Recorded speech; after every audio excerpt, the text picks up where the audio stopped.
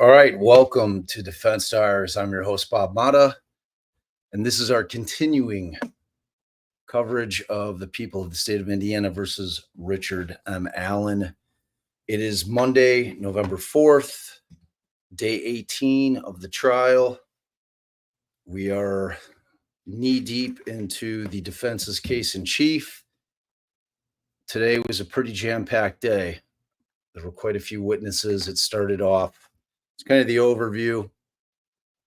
It started off with Polly Wescott, Dr. Polly Wescott, who is the defense's forensic psychologist, who I thought was excellent. I thought that she was a very good rebuttal witness to the state's, I don't know if you want to call her an expert, but the Monica Walla, whatever you want to call her. I have long thoughts on her at this point, but Wescott was very effective. Very, very effective. And I know Allie went through, kind of give you the broad strokes of that this afternoon.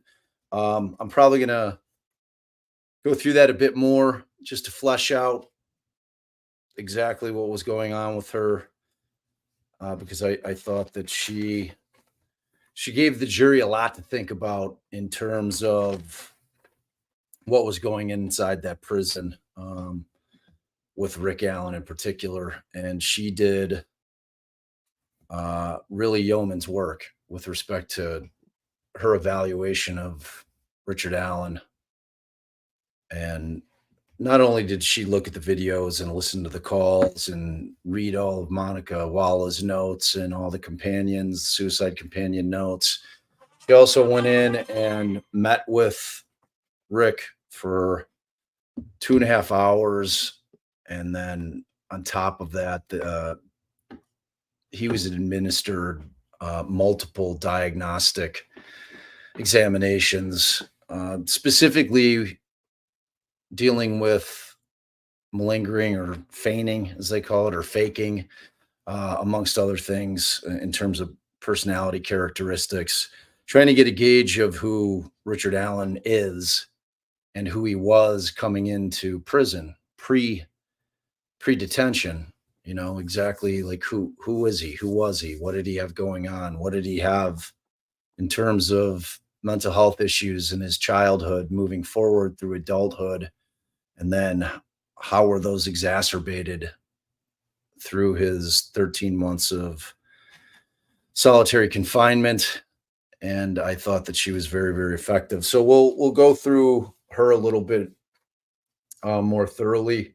I may do it in the opposite, though. I may, since you guys already heard some of that, what I might do is I might put her to the end and then kind of go through what I know that you guys haven't heard anything about. But so after Dr. Wescott was up there, they went directly into the Incel videos, which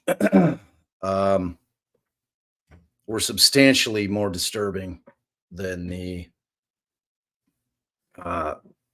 transport videos with the camcorder. That was anybody who's saying that they didn't see some profound reactions by the jury is lying to you. There's a juror in the front row, a gentleman who at one point put both of his hands on top of his head, put his head down, and really had a hard time watching beyond that. He seemed to be really affected deeply in terms of what he was seeing. Now, today, Brad Rosie turned his laptop at much more of an angle so that nobody from the media, the mainstream media, could see it. So anybody who's reporting that they saw anything today is also lying.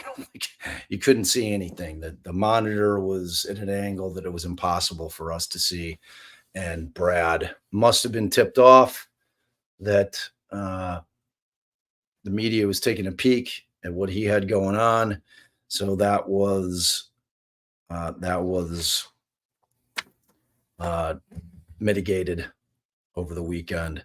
So I'll get into that a little bit, but we're still kind of going through the overview. The next witness, after the videos were played, we took lunch, came back at 1:30. The first witness called to the stand was Jamie Jones, who is Richard Allen's sister, half sister to be exact. Shared the same mother, have a different father. She testified. Then Rick's daughter, Brittany, got on the stand and she testified. So you can see it's going to be an interesting day. It's going to be an interesting day in terms of who testified. Then they put another witness on that was out at the trails that day. Young woman by the name of Shelby Hicks. We had heard her referenced by one of our witnesses on Friday who had been out to the trails and who was talking about her having seen Shelby Hicks out on the trail. There were two Shelbys out there that day, and this was the second Shelby who did not go with the other crew. So she was out there with her boyfriend. That was interesting testimony as well. And then after that, Investigator Steve Mullins was called back once again to the stand. Andy Baldwin handled that direct examination.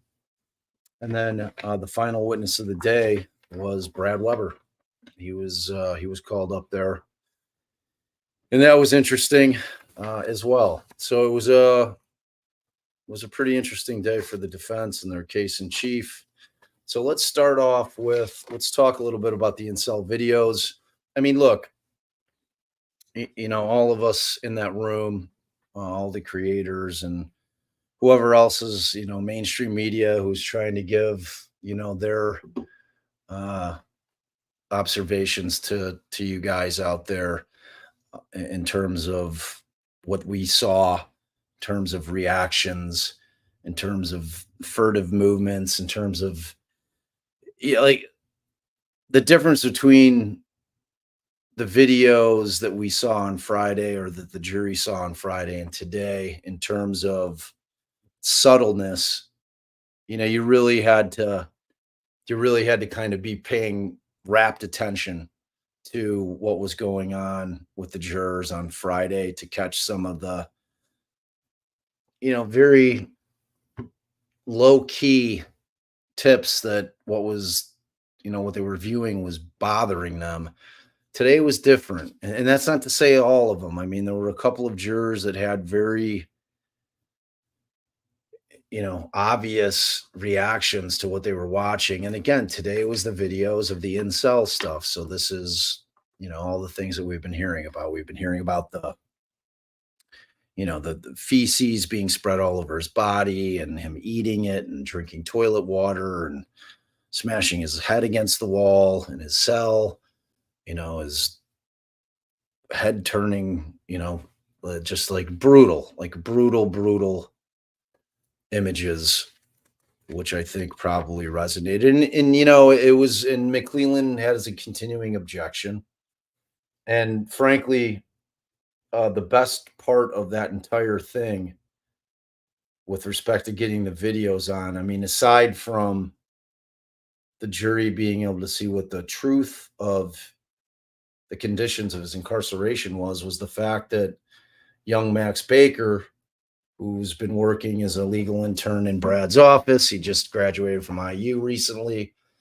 Uh, he has plans to attend law school, but he was the witness to get these introduced. He was the one who put these videos um, in a digestible form for the jury.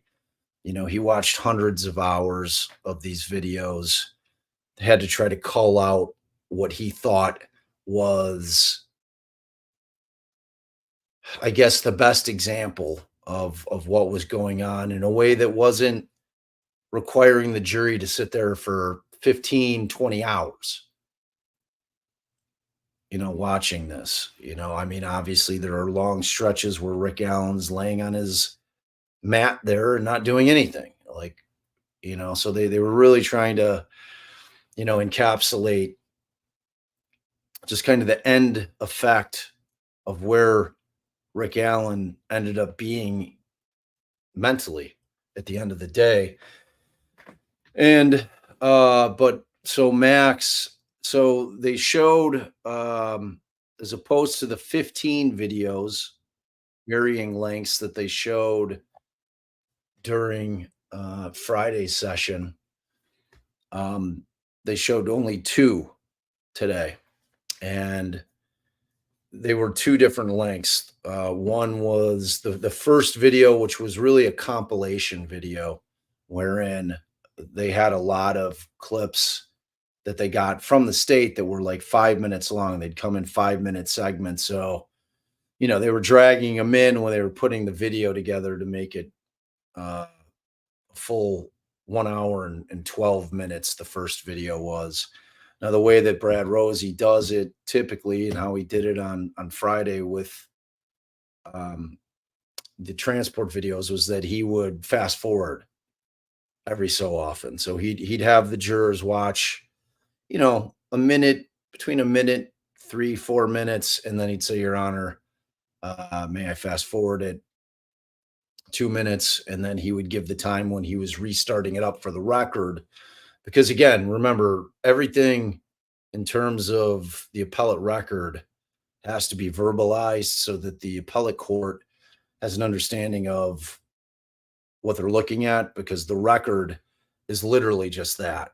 So they'll get the things that were put into evidence typically, but they have the transcript of what happened. So, he has to be specific in terms of, the minute and second mark where he stopped and when he would fast forward where he would begin.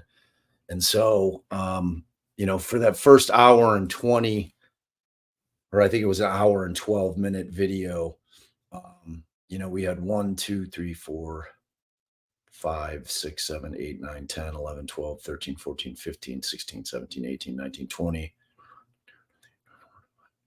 27, 27 times where Brad broke in and said, I'm gonna fast forward a couple minutes. The two last interruptions were minute breaks, where he's gonna fast forward a minute. So I'd say probably out of the hour and 12, they probably viewed approximately 40 minutes of it. And then the second video was shorter. I think that one came in at 28 minutes, and that was recorded on May 5th. Specifically, all that occurred on May 5th.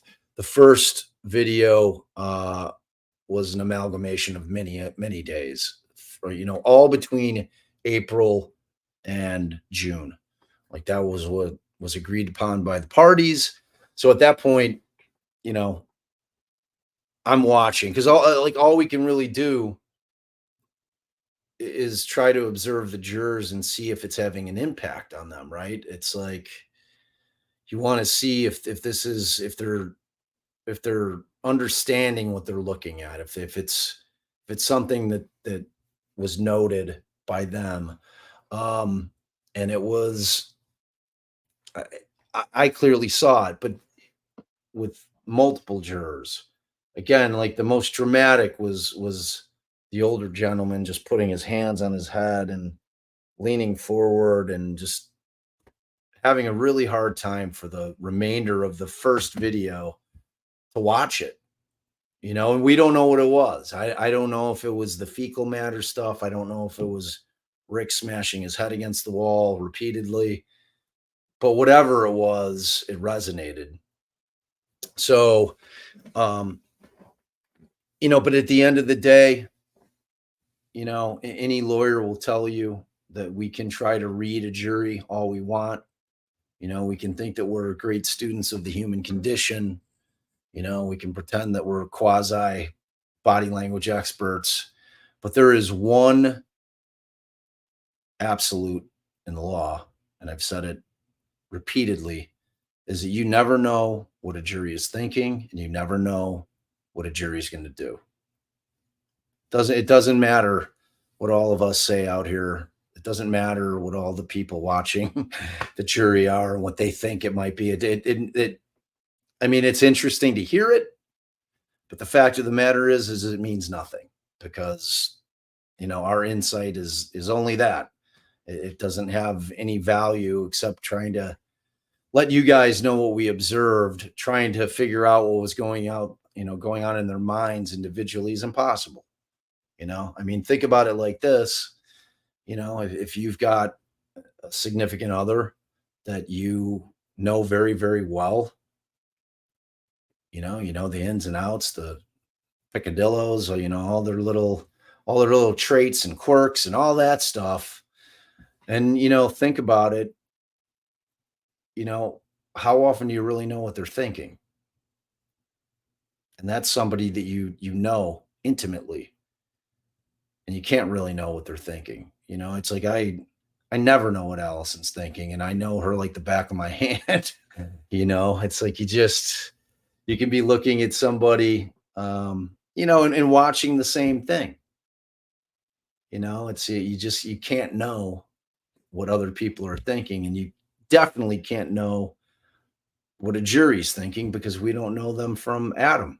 It's like we have no idea who these folks are, what their background is. We're all human beings. We all have our own life experiences that form who we are. And without knowing that, it would be very interesting to know, how many of these folks on the jury served in the armed forces. If any of them were wartime, if any of them were in the shit, if any of them were prisoner of war over in Vietnam or the Korean War. I mean, like, I have a feeling that them seeing that type of thing would be pretty impactful to them. They'd have a deeper understanding of what that's like. Because like the hard thing about being a trial lawyer in that concept that you really never know what the jury's thinking is that, you kind of walk out of the courtroom always wondering, like, did they get it? Like, do they understand what we're trying to say to them? Which is one of the reasons that I love the jury question so much. We don't have that ability to be able to ask jurors questions when we're, done cross-examining. Like that it's left at that. You get your direct, your cross, sometimes a redirect, and then sometimes a recross, and then that's it.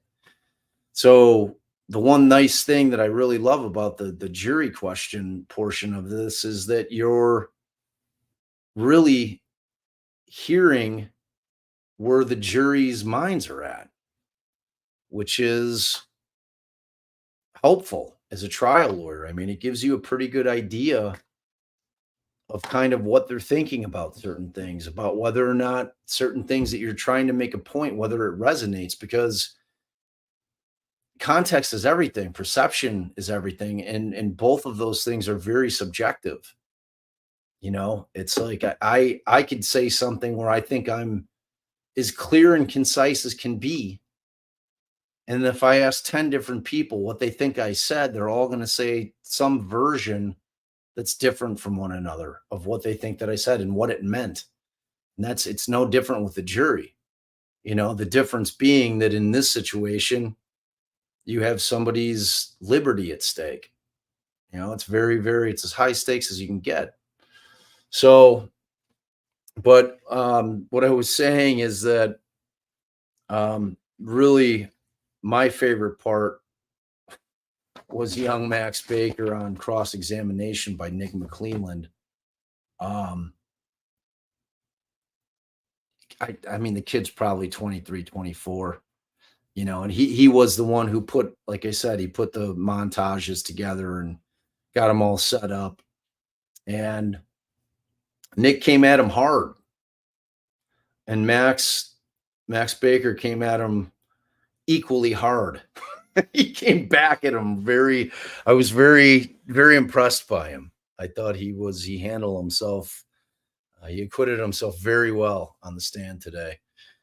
It was like one of those things where he's so young because I'm so old. I wanted to like grab him by the head and give him a noogie.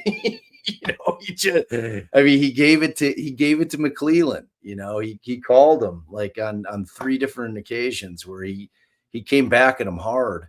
So McClelland, when he gets up there, his first question is, so Mr. Allen is in the cell, and he's asking Max, he's like, do you think that he's safer being in that cell than being in Gen Pop? And then Brad objects. He says that there's a lack of foundation there. He doesn't have the skill set. That's not his education. How would he know? So the judge actually sustained that objection. And then he asked him, well, so how many times have you watched all these videos? And he said, the 15 movement videos and the 2 cell videos. And he said, I've hundreds of hours. I watched hundreds of hours of the videos. And he said, well, he's like, I found it interesting that you had 15 of the videos with the transport, but you only had 2 of the Incel. He's like, what were you trying to impart to the jury? What were you trying to show him? He's like, well, with the transport videos, what I was really trying to show the jury was what his life had become. Like I wanted to get kind of every aspect of what Richard's life was inside of that prison. And with the transport videos, it was, everything that occurred to him in the rare times that he was out of his cell, whether it was him being tased, whether it was him being brought to the nurse, whether it was him being brought to the showers, whether it was him getting rec time, whatever the case may be. It was like I wanted to give the jury just a taste of, even when he's out of the cell, that this isn't like it's a break from him being in the cell. That they had like a spit hood on him, that he was tased on 2 different occasions, that he's showering in some dilapidated, shitty shower in a prison that's on the verge of being torn down because they're building a new one. Like all of it, like there was no break from the hell that he was living, Richard Allen. And then he said, with respect to the Incel videos, he's like, because McClelland came at him, he's like, well, why did you only pick 2 hours worth of stuff? Why an hour? He's like, well, personally, I wanted to show 20 hours, and like my boss has told me to pare it down, to get it down. He's like, I wanted to show all of it. That's what I wanted to do. I wanted to show all of it. And that's where I'm at with it. And so at that point, McClelland gets much more aggressive. Like, as a matter of fact, I think it's safe to say that I think he was most aggressive with Max Baker more than any other witness that he's crossed. and like he got loud. And he says, "You know what I think?" He's like, "You just use those videos to curry sympathy with the jury. You pick those videos to try to imply that Richard Allen is the victim here instead of Libby and Abby."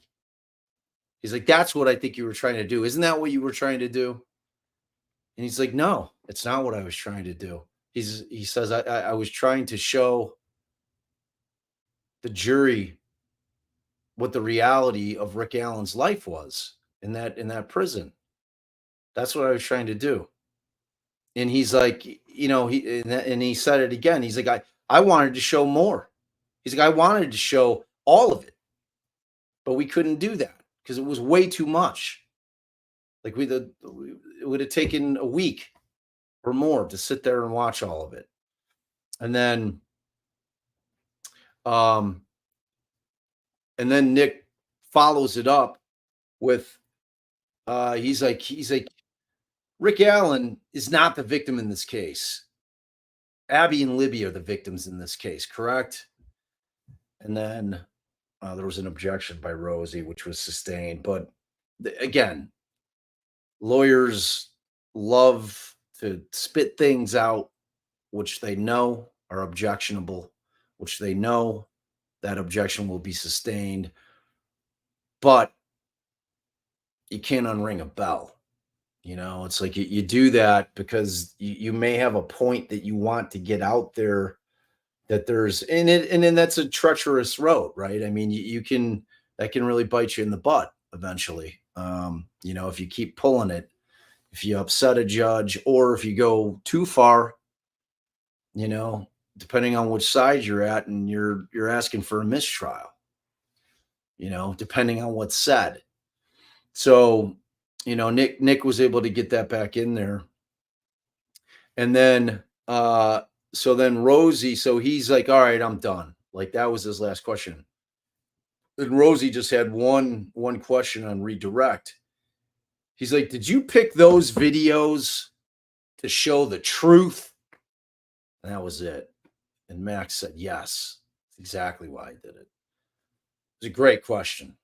That's a great question. To show the truth, it was like, the Jack Nicholson moment in A Few Good Men. You can't handle it. It was exactly like that. It felt, at least in my head, it felt like that. It was a pretty powerful moment. And then McClellan came back for recross, and he's like, "Look," he's like, "Your plan here. You're the guy who put this all together. You picked those two videos to show Rick Allen in the worst situations. Like you didn't show him, just laying around in his cell where he's not eating his own feces and he's not rubbing it on his body and smash. Like you just decided to show the worst of the. It was the strangest question to ask, because just the fact that Rick Allen's not doing that 24 hours a day or while he's sleeping does not in any way mitigate where he's at psychologically and what he's doing. It's like there's no way around. Like I was coming into this cross. I was like, this is dangerous territory for McClellan, because the jurors have eyes. They saw what they saw. There's no way to explain it. There's no way for him to make it any less horrible than it was. It is what it is. The thing speaks for itself. That's what we like to say in the law.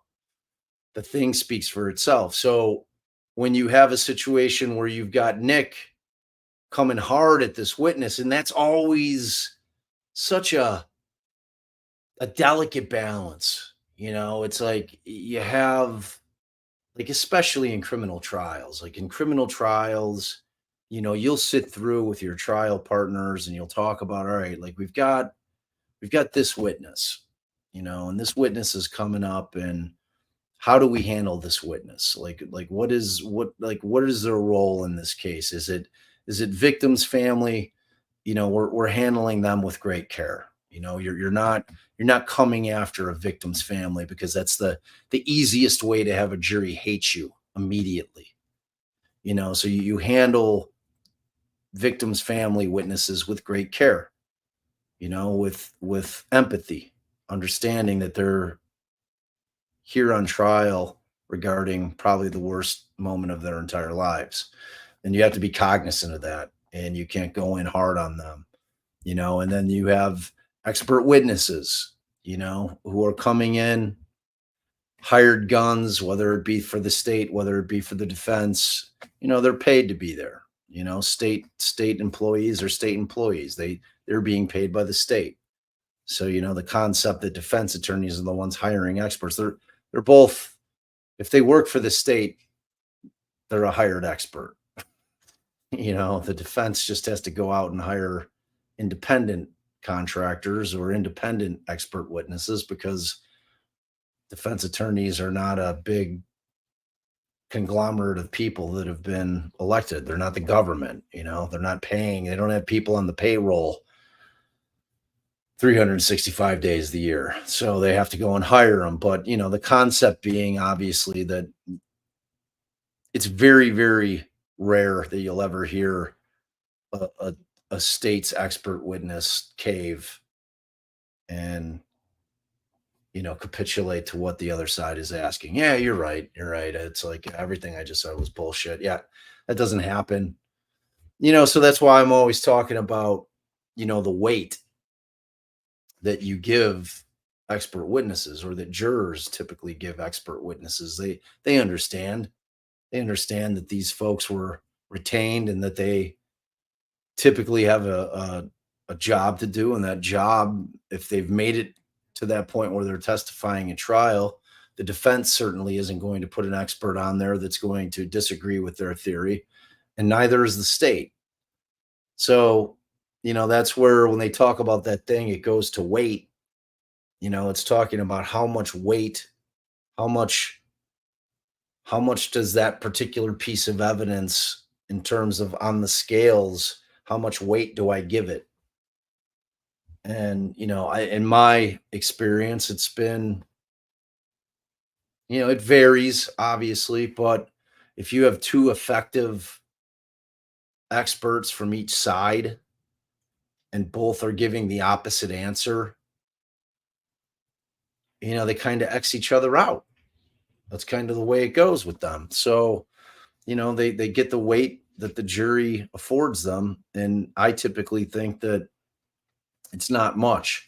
I typically, I think if we were to poll every jury and we could get them to sit down and talk with us, and, say, well, what turned it for you? No matter which way they go, whether it's an acquittal or whether it's guilt, and say, what really did it for you? What was the thing? Like, what made them decide whichever way they decided? I think it would be rare that it was an expert witness.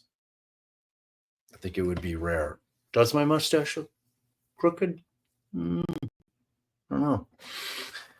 don't know. It's probably my head's tilted, maybe. So Rosie comes back with that thing, and then McClellan asks this question about the two videos. And so Max says, his reply to that was, well, I pared it down because you objected, McClellan. You didn't want the jury to see these videos. So you're sitting here asking me why I shortened them. And the reality is that I did that because you were objecting to how much we were trying to put in. You know what I'm saying? So it is what it is. And then Max came at him again, because he asked a very similar question, another question about why he picked these particular videos. And he says, he's like, as far as I recall, you decided not to show any of these videos, which I just thought was really powerful stuff. Like he really came back at him because that's putting the onus on the state. Like, what are you trying to hide? What are you trying to hide? And he was aggressive. Max was very aggressive, firing back at McClelland. Like I think it took because Max looks like a real nice, kind of sweet young man up there, and I think that he took Nick by surprise because like after Max came back with that retort about, well, I didn't, as far as I recall, you didn't show any of the videos at all. So that particular right after that happened, like Nick couldn't help, but he like kind of chuckled. I think it took him by surprise a little bit. He was a little bit shocked that Max came back at him that hard. I was, like I said, I was super proud of him, the kid. Yeah, I agree. I think he's going to be a hell of a lawyer. Yeah, don't let don't judge a book by his cover. Don't let his sweet demeanor and his politeness fool you. He will give you the business if need be, and it was called for today. So then, so it was short. That cross was relatively short, and then there was a jury. There was some jury questions. I think there was only one actually, and I thought it was like, I don't know how you guys take this. So they say, well, Max, you worked for the defense. Did they influence what videos that you picked? So when you hear that question, you're like, oh well, maybe McClelland made some headway there. Maybe he's got it like, oh yeah, this is just, this is defense lawyer tricks. They're just trying to make this seem way worse than it was. Like the other what is 13 months? I don't know how many hours that is. Somebody do the the other thousands of hours was all just glorious. It was Rick lounging in a beach chair with a pina colada in his cell, watching a big screen, relaxing. I mean, it's like, to me, it is what it is. It's like whatever you're seeing on the screen is what happened. Is it every single moment of every single day? Of course not. Because there's going to be plenty of times when he's just laying on his mat or pacing back and forth in the cell for hours. I mean, 23 hours a day in solitary, that's going to be some boring ass TV if that's what you're watching, because there's going to be a lot of just sitting there. So, my hope is that the takeaway for the jury from that is that was, thanks, Steph Otter, that we're talking about just the inhumane treatment of a human being by that human being's government, our own government, of a pretrial detainee. I hear the argument all the time. Oh, the concept of the principle of innocent until proven guilty. I'm not a juror. I don't have to apply that to everyday life. Yes, you do.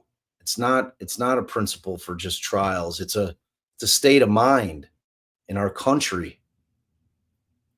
It's how you have to think of things. It's like you have to think. And I don't want to make it a combative relationship between the citizens of this country and the government, but the government isn't a human being.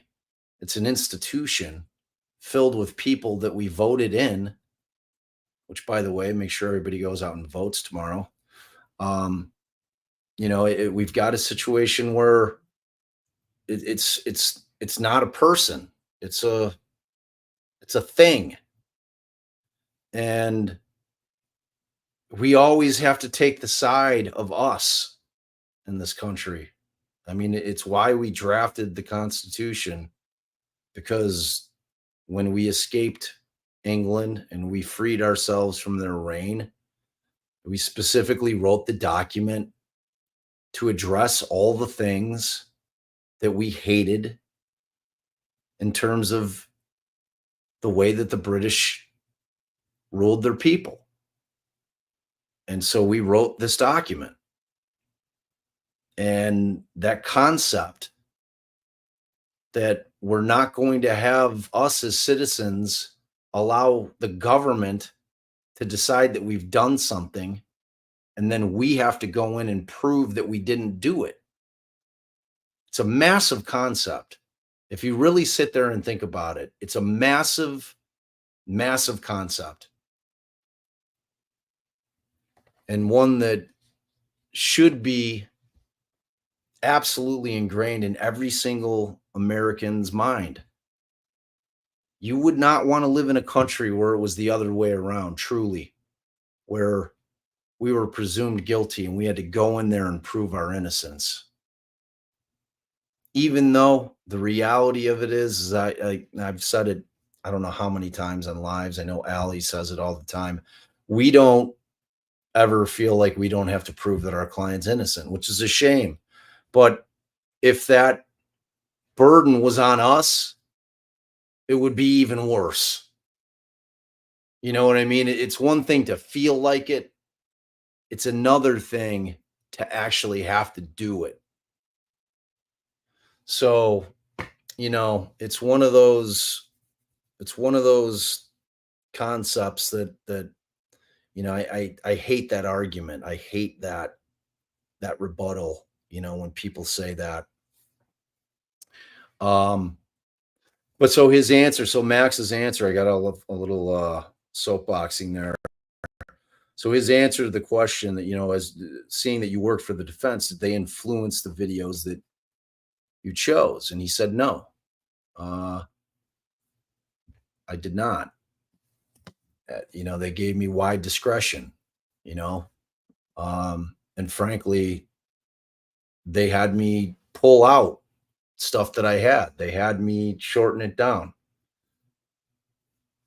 Yeah, Kathy Allen was there. I should always give you guys more of an update of what it was like in the courtroom. I always forget to do that because I forget that you're not able to see it. So yeah, Kathy was in court today. She was not in the courtroom because there was a chance she was going to be testifying today. So the separation order was in place as far as Kathy goes.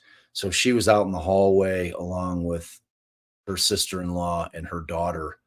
They all sat out there all day.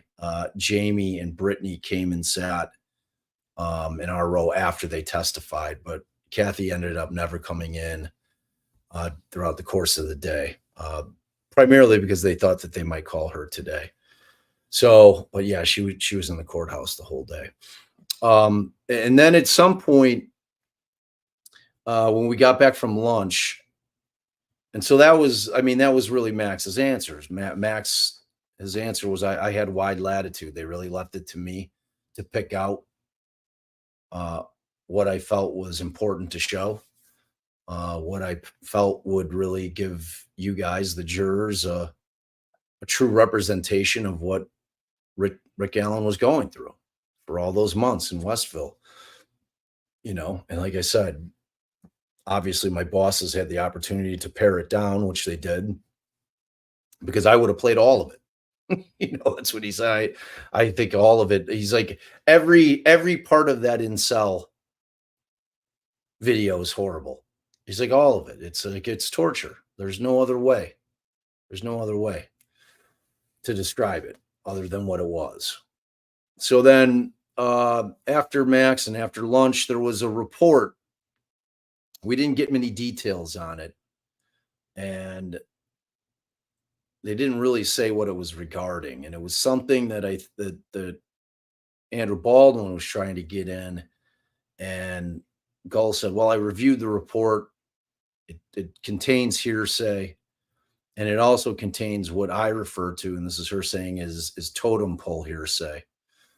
So, which I'm assuming is hearsay upon hearsay upon hearsay, like double or triple hearsay. So she ruled it inadmissible. Unfortunately, I don't know what it was because there was really no mention of it.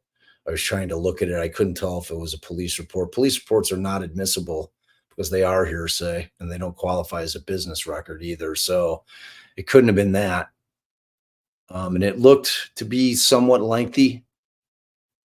I mean, I wouldn't call it an inch thick, but maybe 10 to 12 pages. So I wish I could give you more on what I thought that might be, but I can't, so I won't.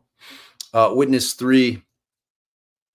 This was Jamie Jones. She came in, and that is Richard Allen's sister, his half sister. As I said early on in the live, she shares the same mother, Jan. Jan is the mother, and they have different fathers. So Ken is, I believe, Jamie's father, and then Rick's father, who we learned in the examination of Dr. Wescott, his birth father abandoned them when Rick was very, very young. So Rick has always considered Ken to be his dad. And then so there's a five-year age difference between Rick being the older of the two siblings. They both lived in the house, same house growing up. And Ajay did the direct examination. Jennifer Ajay did it. And she kept it short and sweet. She did it exactly how you would expect. And with these witnesses kind of going into it with some of the things that were said by Rick during these so-called confessions, obviously there was talk of, I molested my sister. I believe he said, that there were, that he was afraid that he had touched his daughter, things like that were said. So you kind of knew where this was going. You kind of knew where this was going. And it's where it went, ultimately. So Jennifer asked, okay, well, how long did Rick live in the house? Well, she said that Rick lived in the house until he was 18. And then, he went to basic training for the Army Reserves. So he was out of the house, and then it was kind of like he was back on weekends, because that's kind of how the reserves operate. And that went on for a while. And then, him and Kathy got married shortly after. Like they were young when they got married. They've been, like I said, they've been together for 30 plus years. And I just have to tell you how much I adore Kathy Allen. And I mean that. She is a pinnacle of strength. The amount of things that she has gone through as a human being has been unbelievable. It's like I talk about it all the time. It's different forms of victimization. Obviously the loss by the families is unthinkable, but what Kathy Allen has suffered and continues to suffer and will suffer for the rest of her life is tragic. And she is such a strong woman, and she's just sweet as pie. I don't know how else to put it. I know that's kind of a corny way to say it, but she really is. She's just, I really have a lot of empathy for her. And I really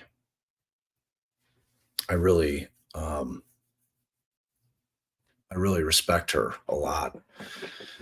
The whole family, Rick's mother is an amazing woman too. It's just, it's different, it's like I've, as a defense attorney, we've dealt with the families. I have a way to be able to empathize with them because we see that side of it. It's different. It's like there's all kinds of advocacy out there. It's like you have victims advocates for like the victims of the crimes, and and they're incredibly important, and they are so helpful to victims to bolster them up and to give them strength and to help them through these incredibly trying situations. And from the defense side of it, people tend to forget that the families of a alleged perpetrator, their lives have been ruined as well in a much different way. But it's just, it's devastating. Like their whole life, their everything that they built was blown up. Now, whether that was because of Rick did this or he didn't, like from Kathy's perspective, it doesn't really matter in terms of the end result of it. Because when you're arrested in this country in a case like this, you see it. You see it out in the community. You did not see it in the community. Yeah, the it wasn't that it was denied. The poll motion wasn't denied. It was they were trying to have uh, Agent Pohl come in via Zoom on Saturday because he has a medical condition which does not allow him to fly. So, uh, they came in and I did talk about it on Saturday's live, but I'll restate it. And he, and when they were talking about the motion, they said, "Look, we've got a judge." I think Jennifer argued it, and we have a judge here at Carroll County that's going to come in and help us get the Zoom all set up. It's not going to be a very long amount of testimony. We figure half an hour at the max, and then that's it. And and we think that because typically we never want to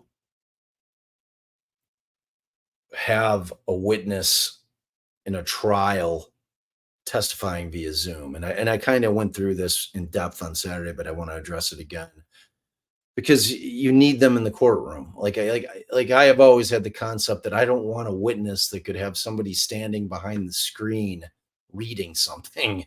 It's like they can't do that. You're not allowed to do it on the stand, and you don't know what they're doing. You don't know what's around them.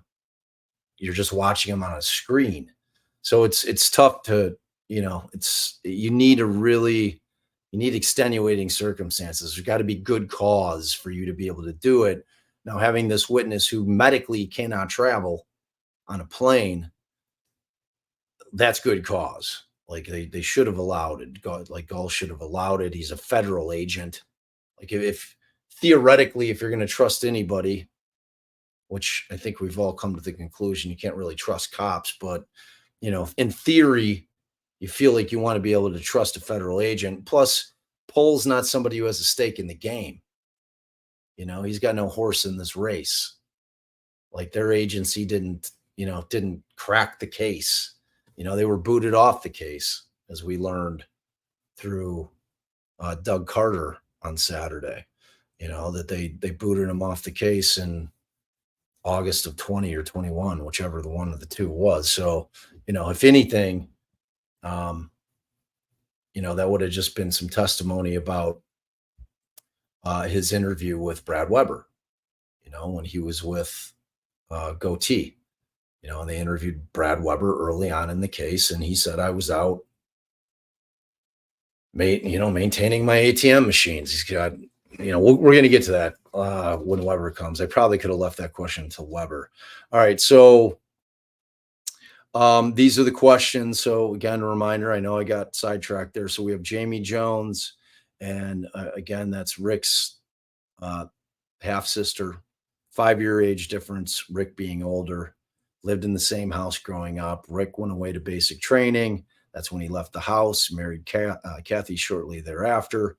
And then at that point, you've got Rick pretty much out of the house. He was coming back for weekends when he was still in the reserves. And I think it was probably him and Kathy coming back. But at some point, he was out.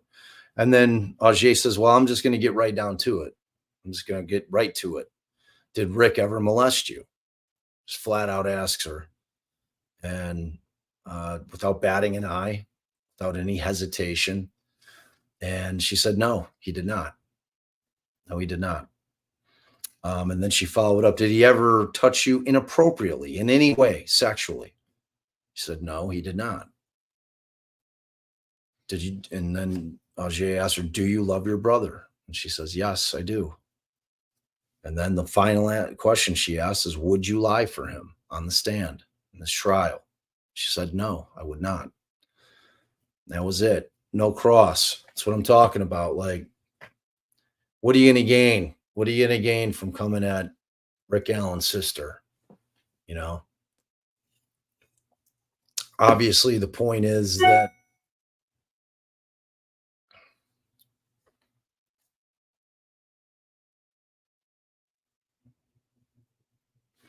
um,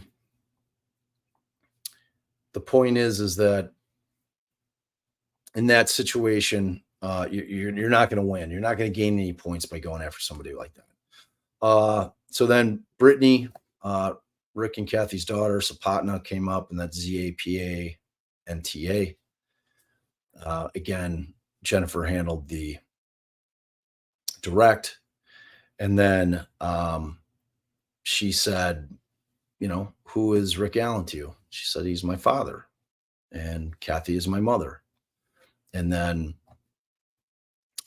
she had moved out of the house in 2015 permanently for a job. But then when she was 18 years old, she lived in the house her entire childhood. When she was 18, she went to Ball State for a year. And then she got some more schooling for another 12 to 18 months. And then, and they didn't get into too much of her background. And then the question was, she's like, "I'm going to get right to it. Did your father ever molest you?" And her answer was no. And she said, and she asked, "Do you love your father?" She said, "Yes." And she asked her, "Would you ever lie for your father?" She said, "No."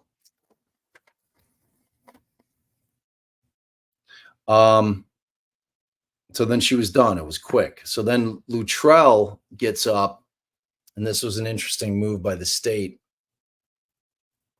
I thought that there should have been an objection that had been levied by the defense after this, because his first question is, so you can hear, and if you've been following this particular trial, that the state's strategy with respect to their witnesses is to keep the scope of their direct examinations very narrow.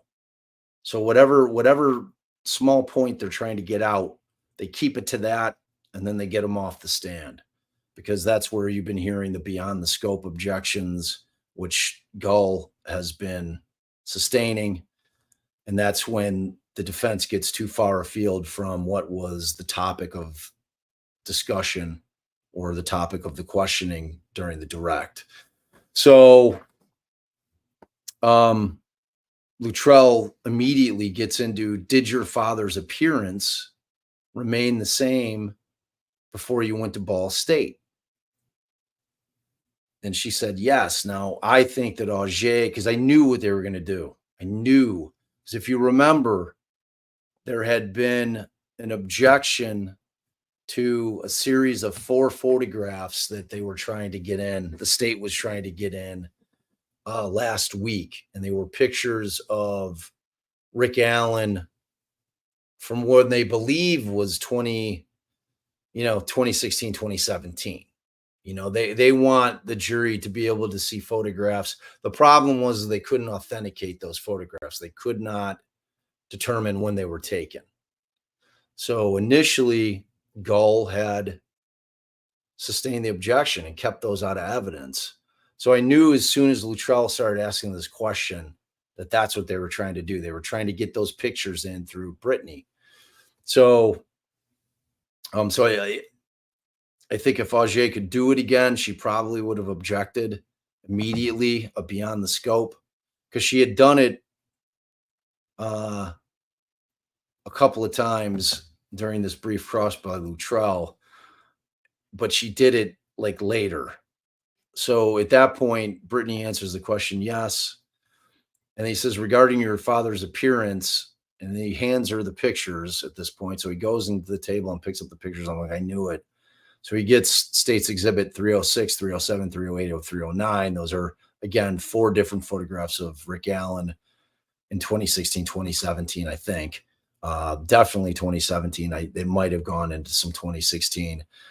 And that he's basically, and then they have a sidebar. And at that point that Ajay's arguing that, look, nothing changes. If Brittany didn't take the picture, she's going to have no idea when these pictures were taken. She can't authenticate if these are from 5 years prior, or if it's like Scarlett would be able to tell pictures of me from like before I left, we were snuggling watching something on like YouTube TV or something, and like a picture of like one of my profile pics popped up, and it was from like 2015, 2016. It was like 6 or 7 years ago when I was heavier. And she's like, "Oh, look, there's Puffy Daddy or something like that, or Chubby Daddy." And I'm like, "Yeah." So it's like, but that was like years ago. And if I were to ask Scarlett, who's 12 only, but like if I were to ask her, how long ago do you think that was? She would have no idea, and like, so I think that argument was probably should have been well taken, because I don't think Brittany could authenticate when those were taken. So Luttrell basically asked the question, well, and he goes through them one by one. He's like, did your father, is this what he looked like from what you remember in 2017? And then she said, yes, like 4 different times. She's like, yes, yeah, I think that's what he looked like in 2017. So at that point, they go in and Gull to the corner for a sidebar, and Gull essentially admits them over objection. So 306, 307, 308, and 309 are all admitted and then published to the jury. And then Jennifer on recross. So he tried to get one other thing in, and I couldn't see what the pictures were. Like at that point, they were going to try to get everything that they were trying to get in through Brittany, and it was another picture, and I could not tell what it was. Oh, and the other thing that he asked, he's like, he asked, did you ever go to the High Bridge? And or no, he said no. His first question, did you go out to the trails with your father? And she said, I think she said no. And oh no, she said yes. And she said a couple of times. And then they ended it. So, and then they get it more into that. So that one question, because that was objected to, and I think Gull sustained it for beyond the scope. And then we get to the jury questions, and the jury asked this question: did you visit the High Bridge in your teens? And she said yes. And that was it. And then Luttrell, like I told you, the way that the jury questions go, it's the jury submits their questions, the judge and the lawyers go to the corner and they handle, whether or not it's in compliance with the law, whether there's something they can answer. And then they come out and then they read the questions. The witness answers first, and then the state gets to ask questions, and the defense gets to ask follow-up questions. So after she answers that, yes, I was out to the High Bridge and in my teens, during my teen years. And Luttrell asked her, did you ever cross the High Bridge? And she says, yes. He said, did you ever cross it with your dad? She said, yes. And he says, were you scared? And she says, yes. And then he says, and then he said, he says, so you crossed it frequently? And at that point, Ajay objects. She's like, he's way beyond the scope. So he didn't even get the full question out. But like the word frequently came out, and she's like, and I think that before Ajay had objected to it, she's like, I only crossed it like twice ever. So, and that ended it with Brittany, and then she was off the stand. And they both held up. I saw a comment in here that's the mainstream media is saying that no, she didn't love her dad. That did not happen. That did not happen. She definitely says she loved her dad. I mean, it was like maybe they confused it because it was sandwiched around multiple no questions, which was, did your father ever molest you? Uh, did you love your father? Was yes, and would you lie for your father? No. So,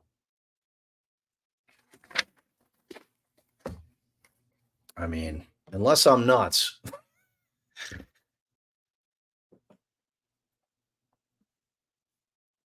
I don't like. I don't know. I have written down yes, but maybe that was confirmation bias. I don't know. Let me see. Like, I'm gonna send out a text.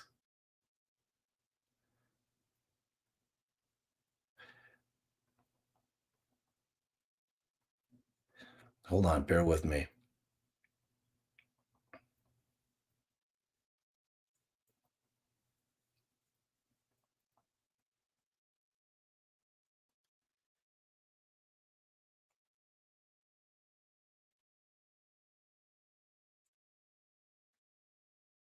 All right, bear with me, y'all.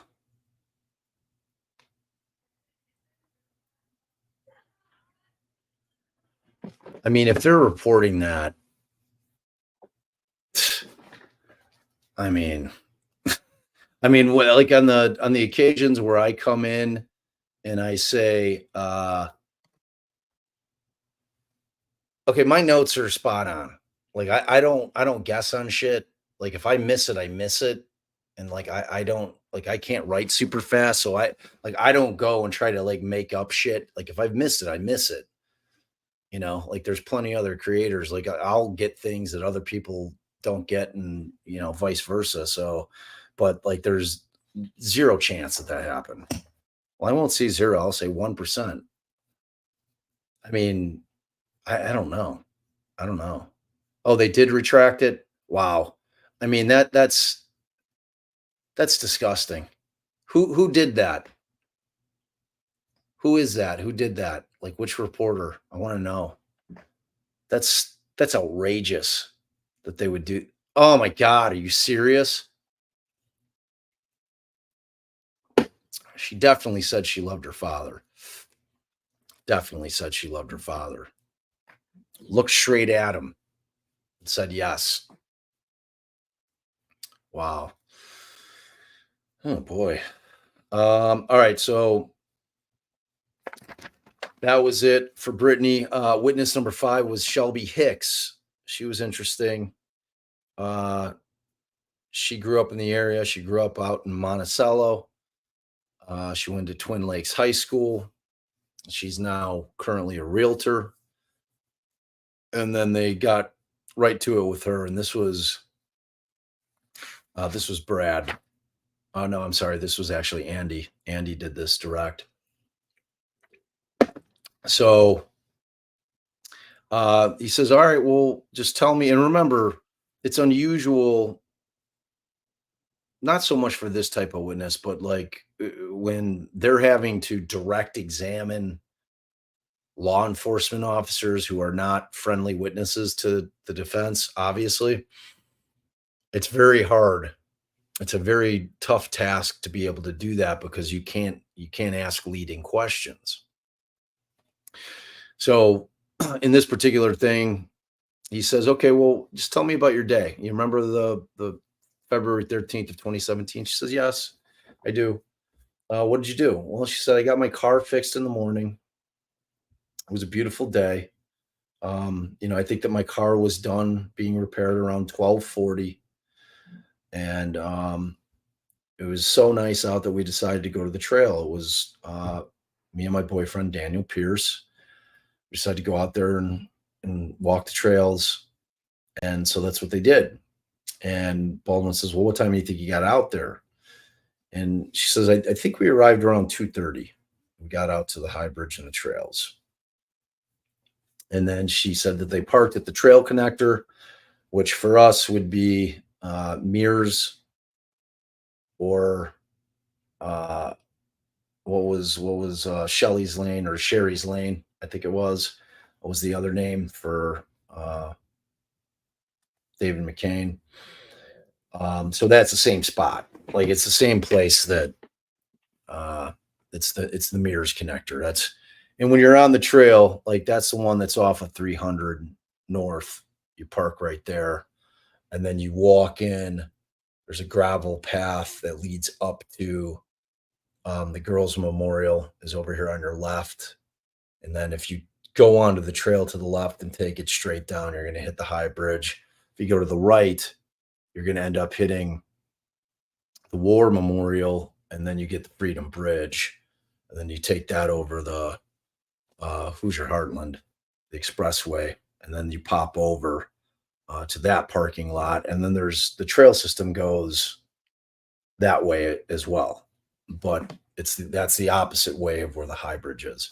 So they parked at the Mears connector. It sounded almost like she parked like to the gate. Like there's a gate up there, but like that's where the old CPS building was as well. Like it's kind of like up this little incline. You've got a gate, and then like you park up against the gate. And she says that's where we parked. And then she's asked, "Do you remember if there were any other cars parked there?" And she's like, "I don't." She's like, "I don't know. I honestly can't remember now." And Andy says, "Well, Andy loves to refresh recollection, and it's important. I mean, you do it for a reason. Like, if they've answered a question that they no longer cannot remember, then at that point,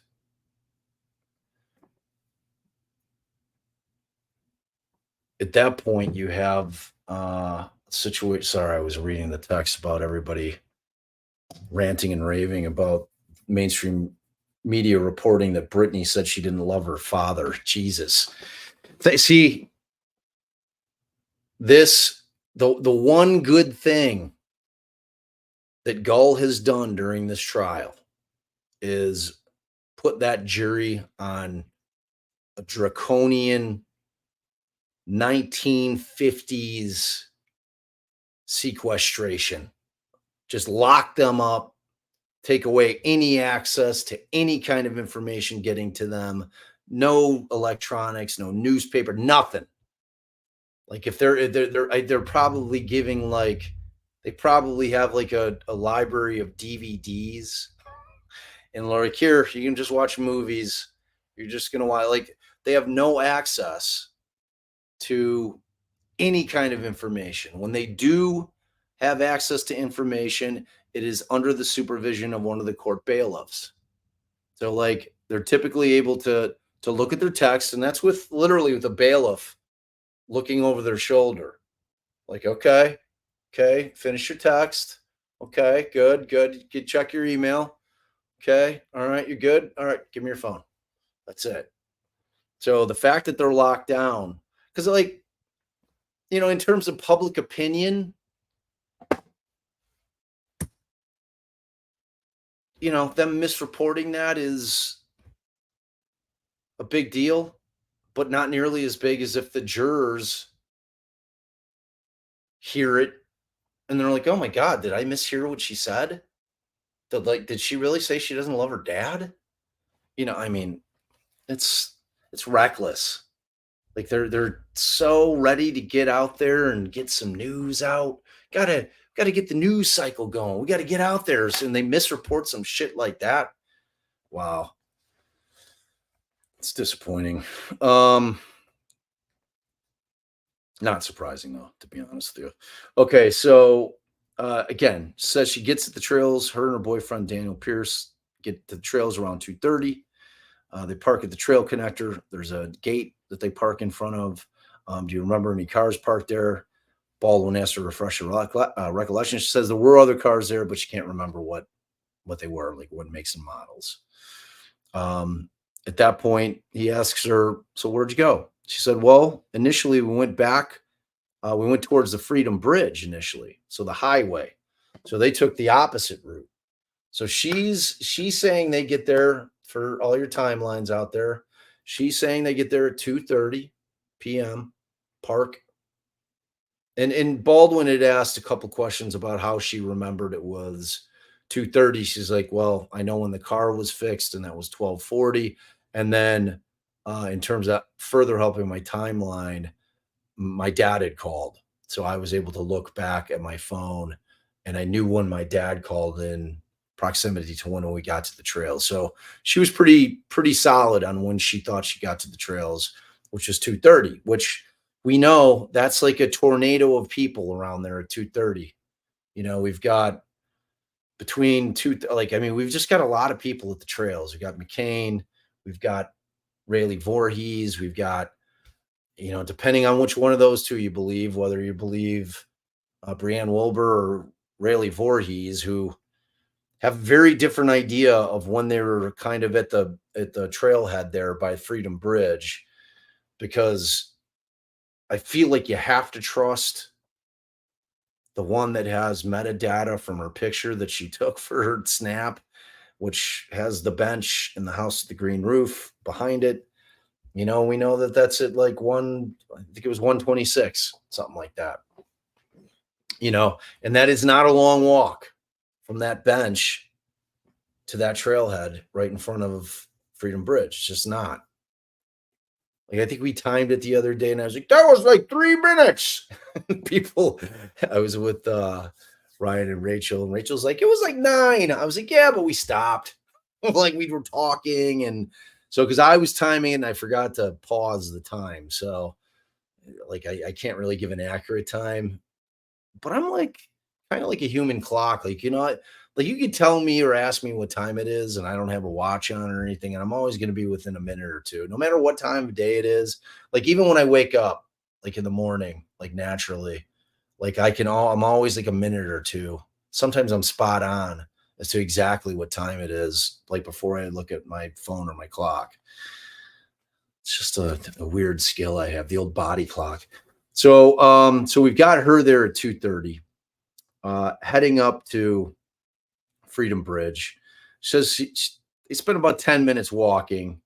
So they get about halfway. She called it 5 to 10 minutes. And then we turn around, and then they started walking towards the high bridge. And so he asked the question, he's like, how far do you think you went before you decided to turn around and go back towards the high bridge? And she said about halfway. So if that means that they come up through the mirrors, you make that walk, which is somewhere between 5 and 10 minutes, because my timing on it sucked. And Rachel said it was 9 minutes, but that didn't include like stopping and chatting, and things like that. So, we'll give or take, and we'll put it in the 5 to 10 minute range. And then she says, did you see anyone on your way to the high bridge?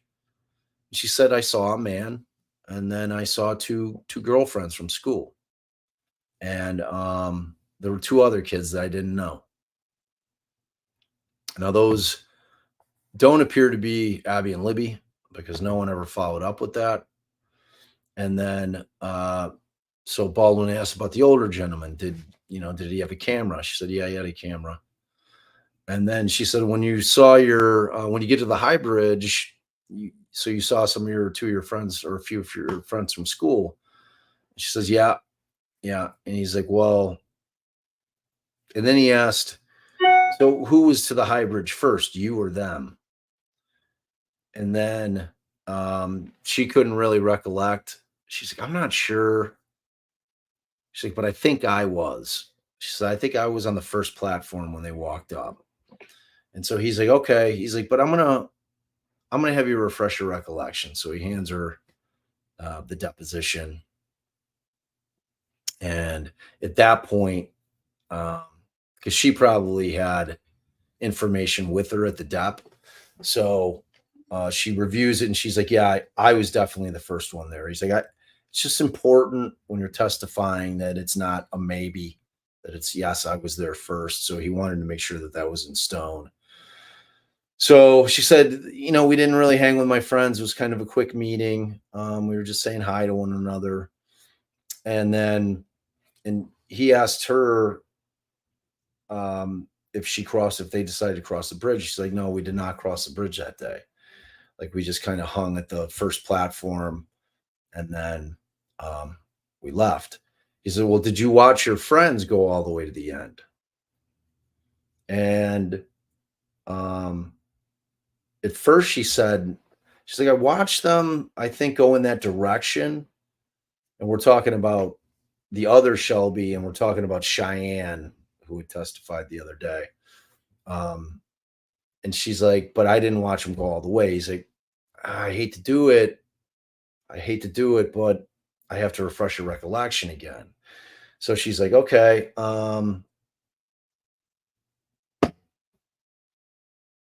And she's like, reads it, and she comes back. She's like, okay, yeah, I did watch him. I did watch him walk across the bridge. So, and she's not trying to be slippery. Like she's got no reason to be up there not being truthful about everything. It's just 7 years, like I've talked about it a bunch of times. I've quizzed Allison on little things just to kind of demonstrate our memories are fickle.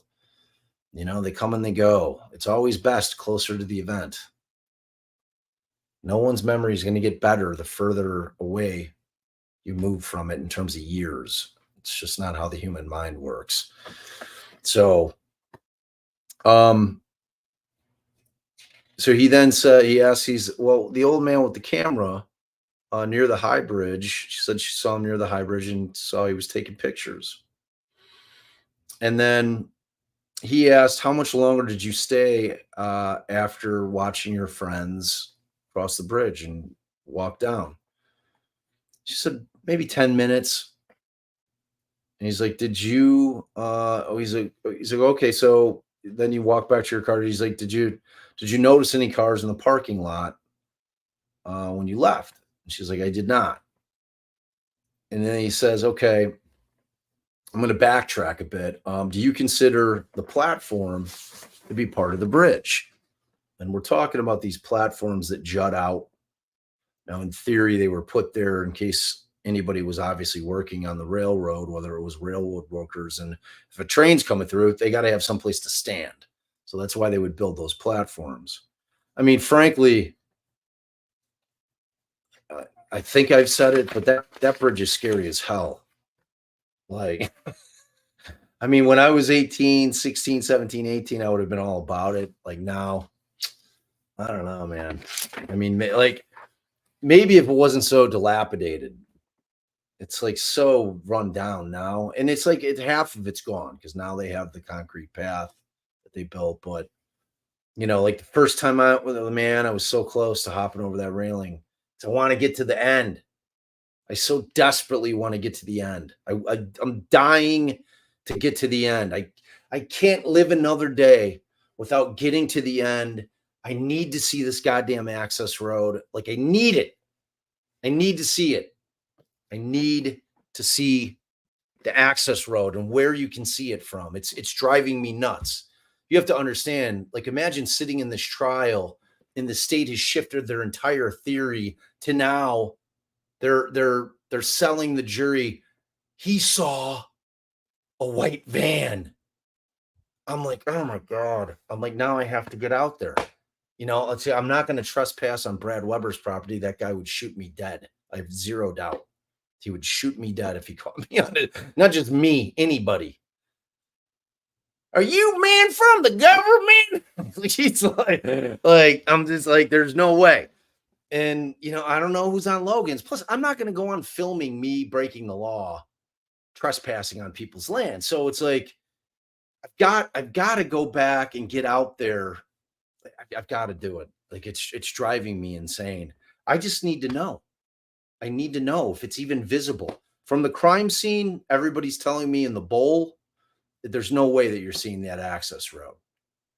Now I've heard from Ryan. He says, if you're down at the end, if you're at the end of the bridge He's like, and you're going down the hill. He's like, you might be able to see like the top of a vehicle. But like once you're down, it's done. You're done. You're not seeing jack shit, which is a pretty huge point. Like it's like, remember, the defense had a jury view motion in. Now, and they withdrew it. It's my mindset, and it may be too late, but just for the appellate record, I honestly think that they should reinstate that motion, refile it. Yeah, the drone, like the day that we had the drone, I thought we were getting out of court early because like the first 2 days we were going to go out, it was too windy. The third day it was pouring rain. And then the day we went out, I didn't get out of court until almost 6. And like sunset, I think was at 6:48 that night. So, I mean, the bridge is a stone's throw from the courthouse, and they were waiting for me, but like I hadn't met Rachel and Ryan, and we wanted to give hugs. And I was so thankful to them for being so generous and giving me this place to stay for this entire period of time. And I just wanted to enjoy them for a minute and, really be able to express how grateful I am to them. And, so then we finally start walking and, we're eating time. It's like the sun's already going down. We're getting there. So we just didn't have time. I'm trying to plot out the spots. I'm waiting for somebody to give me the GPS coordinates for the exact GPS coordinates for where the girls were located, because I know they exist out there. And if I plot them, Ryan's going to be able to get out there and fly the drone. He can set the GPS coordinates in the drone and have it take the exact route. He can even set it at 5.5 or 5.4 so that it's right at the level of what would be Rick Allen's height, which is amazing that you can do that with those things. So, and he can take the entire path. So, because he's like, I'll send you the raw video, and he's like, your video guy can get it. Like, I don't even need, if I know, like, if I get it, I'm just gonna throw it up for y'all. I want to just put it up. Like, forget me editing it. I'll just, whatever he gives me, let's just watch it. So I'm gonna do it. And Ryan's gonna do it. Time's getting short. I'm getting the sense that the defense is going to be done soon. This trial's not going till mid-November. I think it's probably going to end, like I was calling it last week. I think it's going to end this week, honestly. All right, so at that point, they keep asking her questions. So the last question that he asked again was, do you consider the platform to be a part of the bridge? And she answered, yes, I do. And then, so he said, how long did you stay on the bridge? And she said, maybe a half an hour, maybe a little longer, maybe a little shorter, but right around a half an hour. And so that, like, so she gets there, like, let's walk it back. So she gets there at 2:30, right? And at that point, she goes towards Freedom Bridge. And the way that she put it, she went halfway. I wish Andy would ask her the question, did you cross Freedom Bridge? Because that gives me context. Like I can actually envision like how far she went. Because when she says I went halfway to what? Like halfway down the trail leading to Freedom Bridge and then decided to turn around, or halfway across Freedom Bridge, or I crossed Freedom Bridge and I went halfway down the trail that goes in the opposite direction of the High Bridge Trail. So it's like I wasn't really clear on what she meant. So we're kind of stuck with that 10 minutes. So I guess it doesn't really matter where she went if we're going to assign it 10 minutes. So she gets there at 2:30, she parks, walks 10 minutes the opposite way to the High Bridge, and then turns around and then walks it to the High Bridge. I'd say that's a 15-minute walk. So that puts her at 2:40, 2:55. So it sounds to me that she's getting out there around 2:55, 3 o'clock to the High Bridge. She's out there till 3:30. It's about what it sounds like, or 3:25. So he says, when you were on the bridge for the 30 minutes, did you hear anything unusual? And she says, no, I didn't. So now if you're buying the state's theory with the van thing and that Libby's phone doesn't move, and you think that's, yeah, they didn't ask that question about how fast they were walking. Like nobody's asked that question. Are you a fast walker? I'm a fast walker. I am a fast walker. Like poor Allison and her little legs. Like, it's like I'm perpetually, like inadvertently, I walk ahead of her and I have to stop because she's like, and she can walk fast if she chooses to do so. But she's like, you know what? You're not going to rush me, sucker. I'm good. So I think that this time thing where if the jury is kind of sold on the state's theory that this thing went down between 2:32 and 2:37, that it was all done by then, like these witnesses that are there at 3 o'clock aren't necessarily helpful for the defense, but the defense knows this when they're putting these witnesses on, right? They know what their answers to these questions are. They're not putting witnesses on the stand with them guessing. So what that tells me is that they have something upcoming that's going to absolutely destroy the state's timeline. We've heard them saying it repeatedly. I've told you guys on many of the lives, they're always locking the state through their law enforcement agents they put up there, whether it be Mullins, whether it be Holman, whether it be, I don't think they asked Doug Carter, but everybody put, I think Olahai was asked, I don't think they asked Olahai because I don't think they had changed their theory of the case yet. Remember, they changed their theory of the case midway. So, but they locked them in. So you are saying that the phone never moved again, was never used again after 2:32. Like that's the last time it moved. And he's like, yeah. And you're saying that Rick Allen never took that phone away from that crime scene. Yes. So, I mean, they've locked them into these answers and they're doing it for a reason. And they're putting these witnesses on for a reason.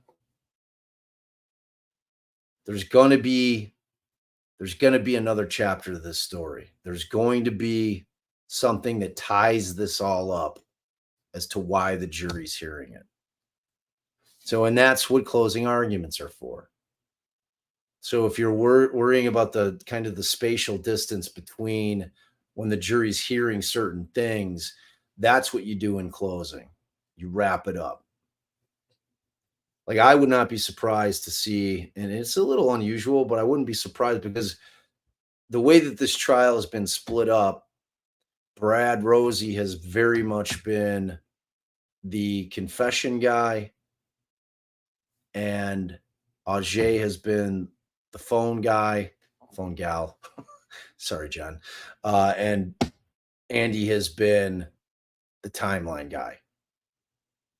So, like, they've all had their own, like, things. Like, so Jennifer typically handles, like, the science type stuff.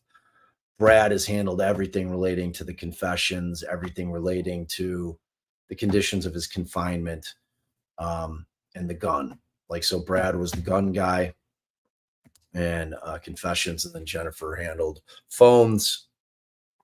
She's also handled some of the eyewitnesses, and then Andy takes everything related to the timeline. So I could see kind of a split closing where Andy is going to have to get up there and he's going to have to put all his pieces of the puzzle together for the jury in closing as to the things that he covered. And then Brad come up and he'll do his portion as to the confessions and the unspent casing. So, And then at that point, he says, so she says, I didn't hear anything unusual when I was out there. Uh, did you speak with law enforcement? And she says that my boyfriend wanted to talk to them. So we went to the station on 114, or I'm sorry, on 214. And they said that they were busy to leave our information and they'll get back to us. And then they finally got with law enforcement in March, told them their story, told them what they observed, told them when they were there, when they weren't there. So then he asked, "Did you give your phone to law enforcement?" She says, "No." And he asked, "Had they asked, would you have given it to them?" He says, "Yes." And then he says, he's like, "Do you still have that phone today?" And she said, "Yes." So it's like that. Andy's always trying to add in just the kind of the subpar investigation questions at some point too, right? I mean, that's always part of the deal. It's like they just like they had like every single person that was out on that bridge that had a cell phone, they should have asked every single individual if they'd be willing to allow them to extract their cell phone or just turn over all the pictures they took and the data. I mean, frankly, the extraction's what they want, right? Because they want to be able to look at the data to find out exactly when they were there. They don't have to guess. Plus, like, don't you want to scour every single picture to see what you can see? To see if something is caught on film. Well, not film anymore. I don't even know what they call it on digital. I mean, like, how are you not looking at every single person's phone that was out there that day? They just didn't do it. They didn't do it. Then Stacy Diener did the cross, and she asked, "Was the man with the camera old?" She said, "Yes." And then she said, "Would you say that you arrived at the high bridge between 2:50 and 2:30?" He's like, yeah, around then. So Diener had the same timeline I did. And then Andy asked one redirect. He's like, "So it could have been a little bit before that or a little bit after." She's like, "Yeah." All right. So at this point, Investigator Steve Mullins is recalled for, I want to say, the fourth time to the stand. And then he gets up there, and right away, Andy's asking him about the pictures of the Ford Focus. And he's talking about the research that was done on the Ford Focus. And the two, he's like, "Look," he's like, "there were ultimately, when you guys actually went back and researched this, you went back from um, Ford Focuses from 2011 to 2017 that all had a similar body type, right?" He's like, "Yeah." And then he hands him a photo. It's defendants Triple J, and it's a list of the Ford Focus SEs. And it's from the following counties. It's from White, Cass, Carroll, Howard, Tippecanoe County. So this thing, this list, and so Andy tries to put it in, and then they object, saying that it's hearsay, and it's just crazy. So, like, they go and do a sidebar. Like, so Andy's like frustrated immediately, just immediately. It's like they're hiding the ball. Like, if you're the jury, that impacts you. Like so that entire kind of set of circumstances was born out of the jury asking a question if they went and did the research about how many 2016 Black Ford Focuses were registered in and around Carroll County. That entire thing that Mullins went back and did after he heard the question from the jury was like born out of their question. So they want to hear the answer to that. They want to hear exactly how many vehicles with a very similar body type, and specifically with hatchbacks, were registered and owned by people in and around Carroll County, including the 5 that I just read. You know the jury wants to hear it. You know it. It's like not up for debate. Yet the state cock blocks them one more time. Like, I mean, at some point, when is the jury going to be like, what are you hiding? Like, what? Why are you not allowed? Like, that's fair game. We deserve to know that. We're trying to figure out if this guy did it or not, and you're hiding the ball on us. You're not letting us know how many other vehicles in the area were the same model and similar body type as Rick Allen's. I don't know. I think stuff like that, it's so disingenuous. I mean, ultimately, I think we all agree, no matter which side you're on, we all want the truth, right? I mean, we all want the truth. And look, like no one knows better than I and like any trial lawyer knows. It's one of the frustrating things about practicing law, especially trial work, is that there's things that are kept out that you feel adamantly should have been let in. You know, those then become issues on appeal if there's a conviction, but you know, trying to undo that is so goddamn hard. It's like moving mountains. It's just like moving mountains. Oh, what's up, G? Welcome to the party. Thanks for popping in. You guys all love Gisela right over there. Grizzly True Crime, my girl. All right, so at this point, he asks Mullins, he's like, do you think it's important to give that information about how many other Subaru or how many other similar looking vehicles there are in the area? He's like, do you think that that's important for the jury to have that information? And Mullins says, yes. So after Baldwin is rejected from being able to get the actual list in, either because of she declared it hearsay or because he couldn't authenticate it or he couldn't lay the foundation for it. It was one of the 3. I can't remember, and I didn't write it down. It's one of those 3 things that Gull kept it out. So then Andy asked the question, wouldn't you have liked to have seen that thing that the judge isn't letting you see? And he says, yes. And he says, do you know how many Ford Focus hatchbacks were owned and registered in and around Carroll County in 2017? And you know, what's Mullen going to do? Like, what do you like? What's your guess? What do you think? What do you think Mullen answers right there?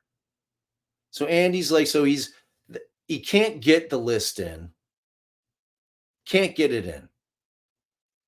Sean, I want to know from anywhere on that bridge, at the end of the bridge, how much of the access road can you see? I'm trying to sniff this story out if it has legs.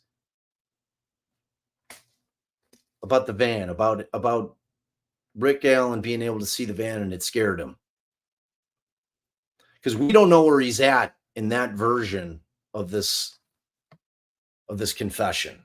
You know, we've got like in that version of the confession, he is racking the gun on the bridge and means that boop, he's dropped it in the water. Like theoretically, they don't search the water to see if there's a cartridge in there. Because in that version of the story, he's racking it right there. Because they're not at the end of the bridge when we see Abby running towards Libby. They still got to make that walk. So I just, you know, that's what I want to know. I want to know. All right, so yeah, it's not right. It's not. It's a version of I don't remember. He says I don't know. He knows that Andy can't get the information in. So what does he say? He says I don't know. How convenient. How convenient. So then Andy shifts gears. Missing evidence. You say that you created a log. Remember when you were on the stand the other day and you talked about creating a log for all the missing videos, the 2 times that this investigation lost critical recorded interviews during the first 72 hours of the investigation, then again later on in March. And he says, yeah. He's like, it's your testimony under oath today that you created a log of missing evidence, that those interviews. He's like, that's what you're doing, right? You're going to sit here on the stand. You're going to say that you did it. And he says, he's like, yes, I created a log. And then he has him refresh his recollection to the hearing on March 18th of this year. And where there, Mullins had admitted that they never made a log of the missing interviews. McClelland objects. He's like, that's improper impeachment. There's no question pending. And Andy he gets frustrated with that. Like he's properly impeaching. Like there's different ways to do it, you know? I mean, there's and in this particular situation, I mean, you lock them down to what they say on the stand today. And then one way you can do it is you can simply ask them, okay, well, isn't it true that on such and such a date, in this case, May 18th or March 18th, that you said this? On March 18th at a hearing where you were under oath, you said that you did not make logs. And he says, well, I don't remember saying that. He said, well, here, I'm going to refresh your recollection. Here, read this. Tell me when you're done. Did you read it? Is that what you said that day? Yeah, that's what I said that day. You're impeached. He's impeached. So, at that point, he says, he's like that. So he's like, all right, well, I'm not lying, or I'm telling the truth. We attempted to create a log. He said, we attempted to create a log of the missing interviews. And he says, that's not what you said, though, is it? Back then, you said that you didn't have a log. He's like, oh, well, we did it after. We did it later. We did it like last week. We tried to create a log because we knew you were going to ask us about it or some shit like that. That last part I added. He didn't say that. But that's the takeaway from it. All right. So at this point, he says that you told this court last March that there was no log at all.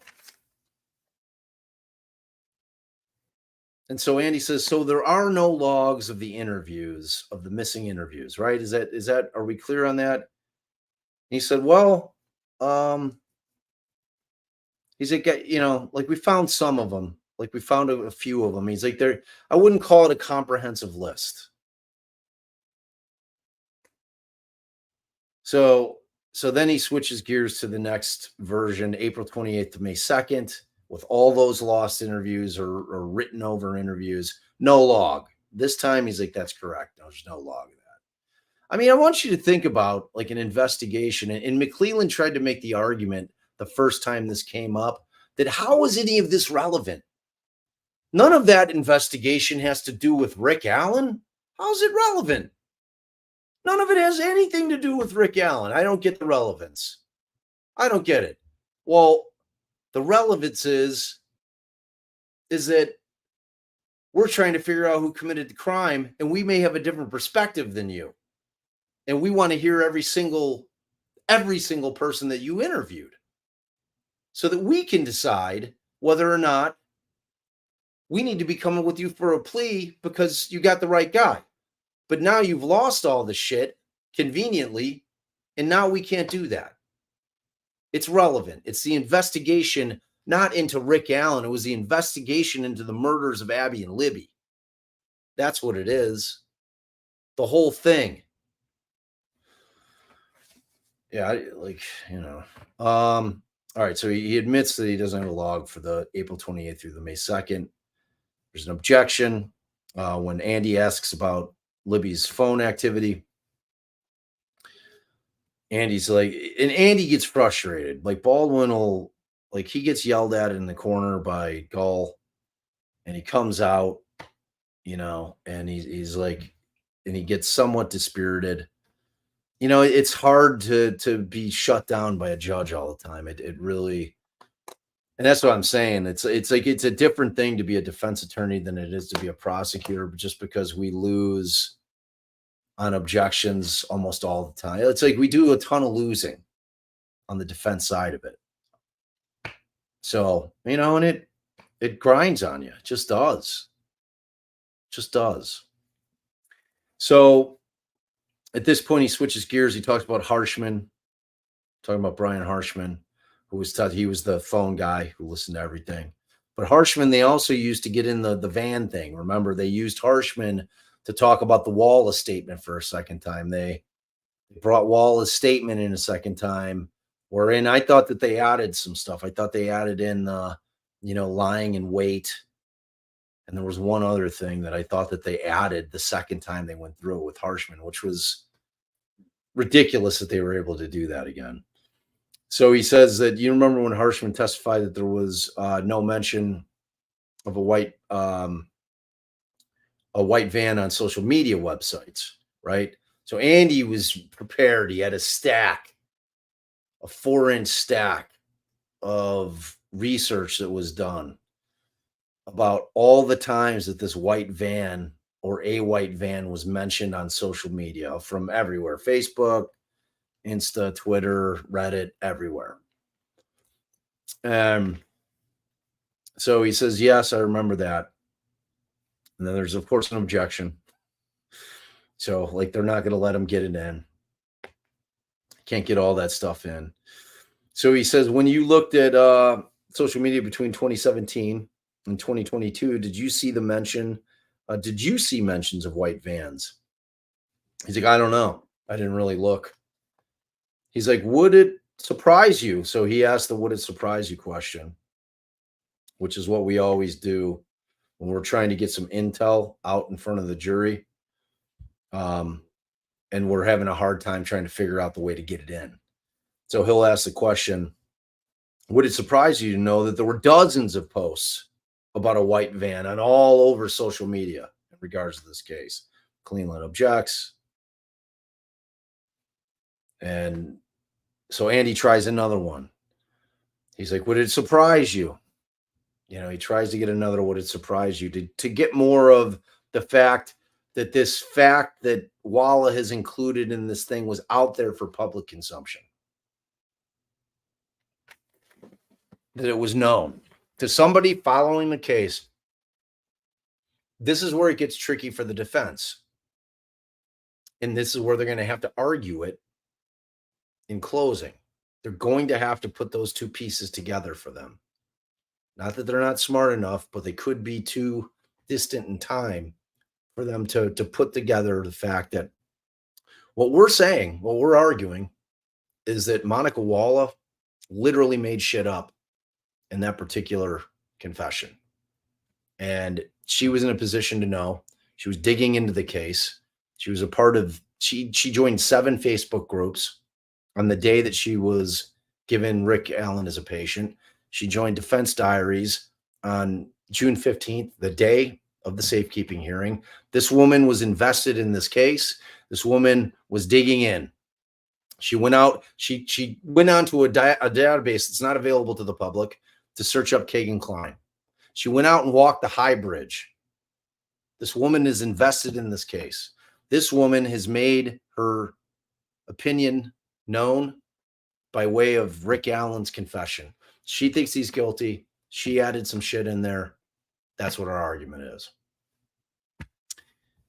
I mean, the state can't disprove it because she destroyed her handwritten notes. I mean, either way, she's hot garbage.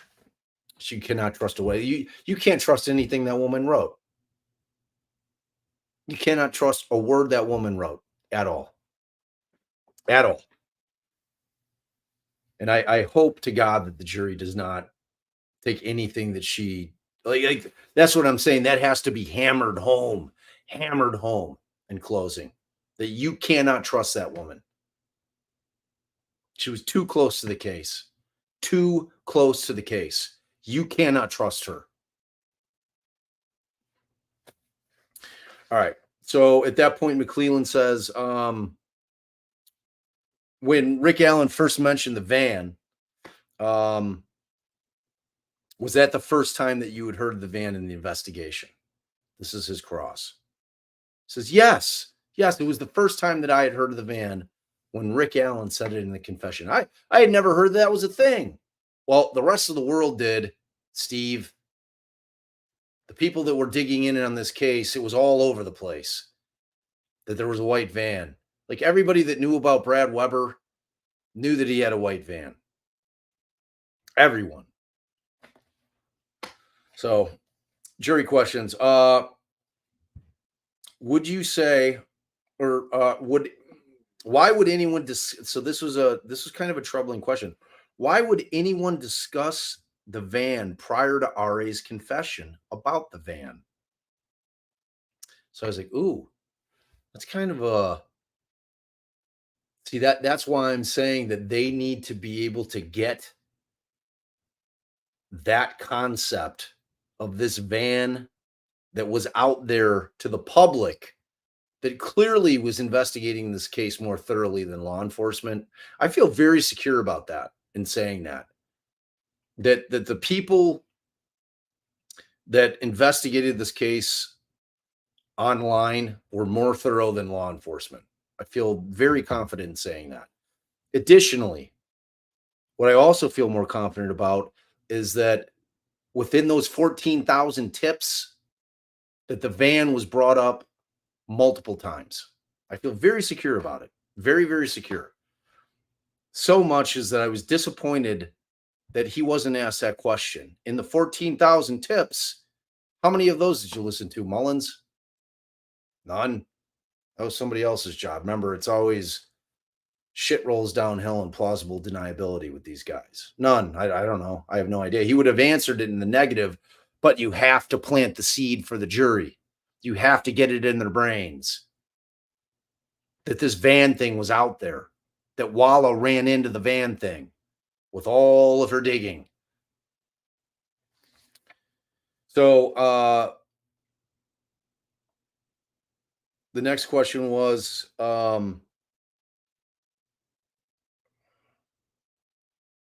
yeah, my note was I wrote tips. That should have been the answer from the tips. That's why people would have been discussing the van. Why? That's why people would discuss the van, because of the tips. People kept bringing up a van. Tips. It was out there. Because the whole concept is that we're trying to get the jury understanding that, because in theory, they don't know the craziness that went on with this case for 5 years. Really, 7 years.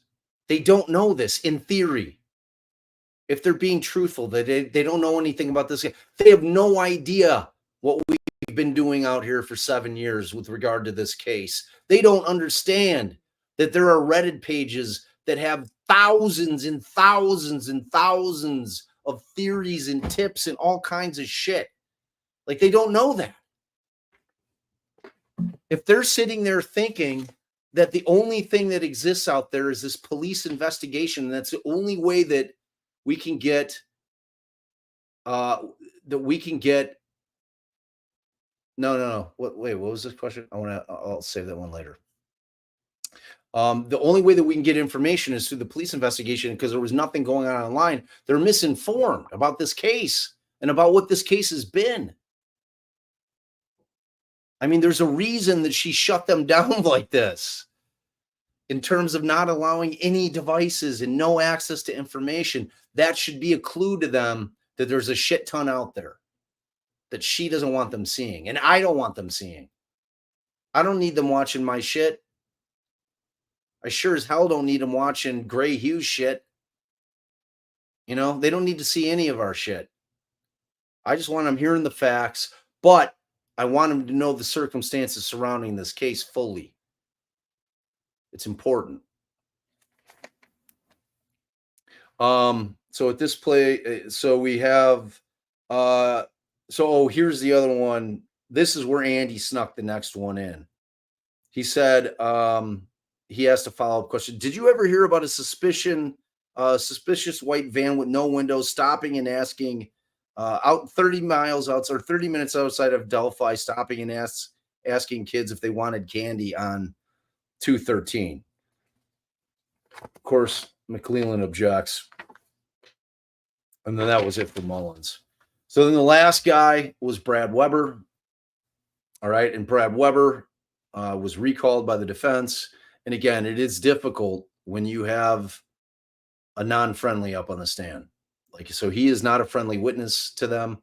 Okay. He is going to give them problems. So Andy starts right away. He says, hey, the last time that we talked, you got upset with me. And he says, why did you get upset with me? He's like, you were trying to tell me what I did after I got off of work. It's like, how the hell would you know what I did when I got off of work? He's like, but you did mention meeting with law enforcement, right? You remember meeting with other law enforcement agencies and speaking with them, right? He's like, I don't know. It's like, I talk to these guys all the time. He's like, in the first week, they talked to me every day. They were texting me. They constantly wanted to talk to me. And he says, he says, okay, that's fine. And he says that as far as that report, do you remember what it says? Do you remember what you said? He's like, no. He's like, would it help refresh your recollection if I gave it to you? So he goes up. Nick McClellan makes another improper impeachment objection. And it's really not an improper impeachment. He says, so he reads it. And he says, okay, so after the objection, Andy says, okay, so the report says that you went to go service your ATMs after you got off work that day. That's what this report from Pohl and Goatee says. And he says, do you remember that? He's like, I don't recall that. He's like, okay, here, read the report. He says, okay, is that what the report says? And he says, well, that's what the report says, but I don't remember doing that. He says, okay. So Andy switches gears and he gets in the question that he asked the last time he had Brad on the stand. You went to Arizona the week prior. Objection. He's like, okay. He's like, well, he said, okay, did you go? He's like, where were you the week before? He's like, well, I went to Arizona for 3 days. I got back on Sunday. So crime happened on Monday. So there he is, 3 days. He's like, how many ATMs did you own back in 2017? He's like, tell us a little bit about your ATM business. He's like, well, I owned ATMs. He's like, I would make the service charge, like whenever people would use my ATMs, like I got to keep the service charge and the bank would get their money. And, like that's like, that was it. Like I would go get the money from the bank. I'd put it in the machine. He said, okay, well, what was your role? He's like, well, yeah, I'd have to go get the money from the bank. If it ran out of money, I'd have to go get it. Well, he's like, well, what about a receipt tape? He's like, yeah, if it ran out of receipt tape, I'd have to go fill it. So boom, I'd go fill it. And then he says, okay, so how many of those machines did you have back in 2017? He said, I had between 30, 35. So he says, well, can I refresh your recollection to our deposition? He says, yeah. He says, okay, 35. So he said, how often do you service them? He's like, and he gives this answer and he says, every day. I'm like, oh, well, that hurts. That hurts his credibility. He's servicing him every day. And he had been gone for 3 days. It would kind of beg, it would kind of beg the question, well, didn't you go after you hadn't gone 3 days the first day you were back? I mean, it would seem to suggest that he would have in fact gone and checked his ATMs. He's like, no, he's like, I don't know. So he said, well, what kind of maintenance? Well, he's like, I look at the computers to see where they are in terms of how much cash they have in them. And if it's low on cash, and I go to the bank and I get cash. He's like, well, where do you bank? I bank at Regions. So he says, okay, you bank at Regions. He's like, well, I'll go to different branches depending on where the ATMs are. He's like, well, where do you keep the ATMs? He's like, well, bars, restaurants, gas stations, like anywhere you see kind of these random ATMs that aren't like a bank's ATM, like those are the ones I own all around central Indiana. And he says, well, who puts the money in? He says, I do. I take the money out, I go to the bank, and then, I bring it and put it in the machine. And then, if people have deposited money, which I don't even think you can deposit money in those random, like I think you only do that in your bank's ATMs, but maybe, I don't know. I never use those things. He's like, and then the bank will come and take money out of the machines if there was any money deposited. So at that point, McClelland objects. He's like, we're going too far afield here. Like, do we care about this guy's ATM? Or like, why do we care about his ATM business? And Andy's trying to say, well, we're trying to establish he's got this other business, and this other business is, we're challenging the fact that he went directly home from work. That's why it's relevant. We need to know how he runs his business.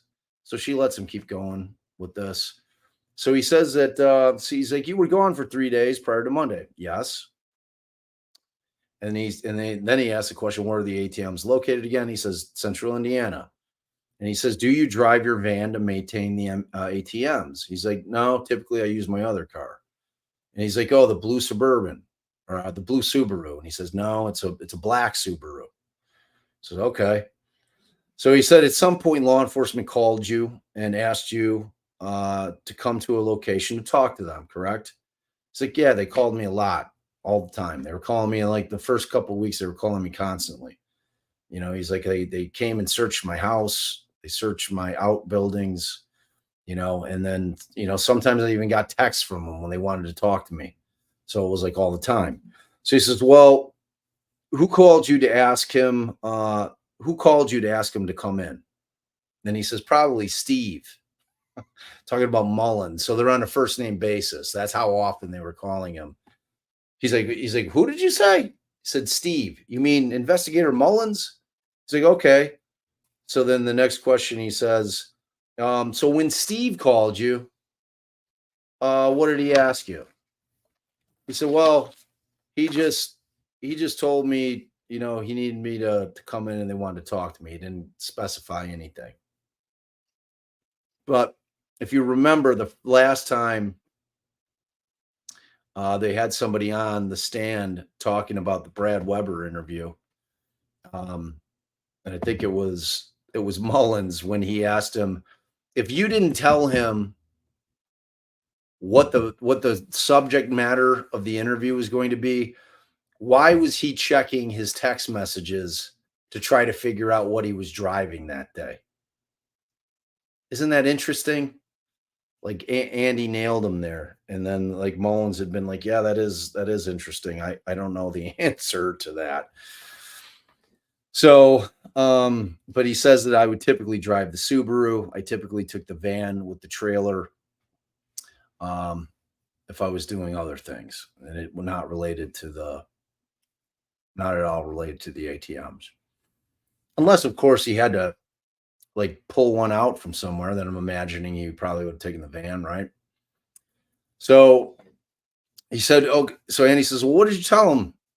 What'd you tell him? He said, well, that I got off work, drove home in my van, and then I got home and I took a nap right away. And then I was woken up by somebody knocking on the door. He says, who was it at the door? He said, it was law enforcement. And then he says, well, yeah, you know, when they woke me up and then they asked me some questions, they said some girls were missing, and then I went back to sleep. And then Andy asked him, could you hear anything? Did you hear any screaming on February 13th from your property? And he's like, no. And he's like, but could you hear screaming if there had been screaming from your property from where the crime scene is? He's like, yeah, if I was outside. He's like, but I didn't hear any. And he got home right at the time, right? According to the state's theory. According to the state's theory, because he asked him where he parked. He said he parks the Subaru in his driveway, and then he parks the van on the gravel. So in theory, he's got to walk from the van to the house right at the time the state is now saying that the girls are being killed. I mean, what do you guys think? Like, we know it does not appear, because there's no residue on either of the girls' mouth. It does not appear that they were gagged. Like, I mean, I would have to imagine in that situation that the girls would have been screaming their heads off, right? I mean, two girls like going through just the most horrifying thing that I can imagine, and they're not screaming? Does that make sense to you guys? I mean, seriously, like, let's not look at things in a weird vacuum. Like, oh, Richard Allen was there. He's the bridge guy who put himself on the bridge. Think about all the rest of the things that have to be true in order for this to have happened at this time. But when are they doing that, Wendy Kirby? Like, when is that happening? Plus, they did the tox screen. They didn't find any drugs in their system. So I don't think that was it. So he then asks him, he says, have you ever been to the south side of the creek? He says, yes. Yes, I have. He says, have you ever been to the north side of the creek? He's like, yes. Yes. So the other side where the crime scene is, he's like, yeah, I've been there. It's like, when is the last time you were up on the north side of the creek? He's like, I was up there this summer. And then so Andy's like, how many outbuildings do you have? His original answer was 5. Outbuildings are obviously not the house. They're other buildings on the land that nobody lives in. And he had a trailer that he lived in. And so, but he amends it later to say that he had that at that time there were, he's like, there's 5 now, there's 3 back then. And then he said, did you at the time, did you give law enforcement permission to go to your outbuildings? And he's like, yeah. He's like, did you give them permission to go into the house? He's like, yeah, they searched the house and the outbuildings and all that stuff.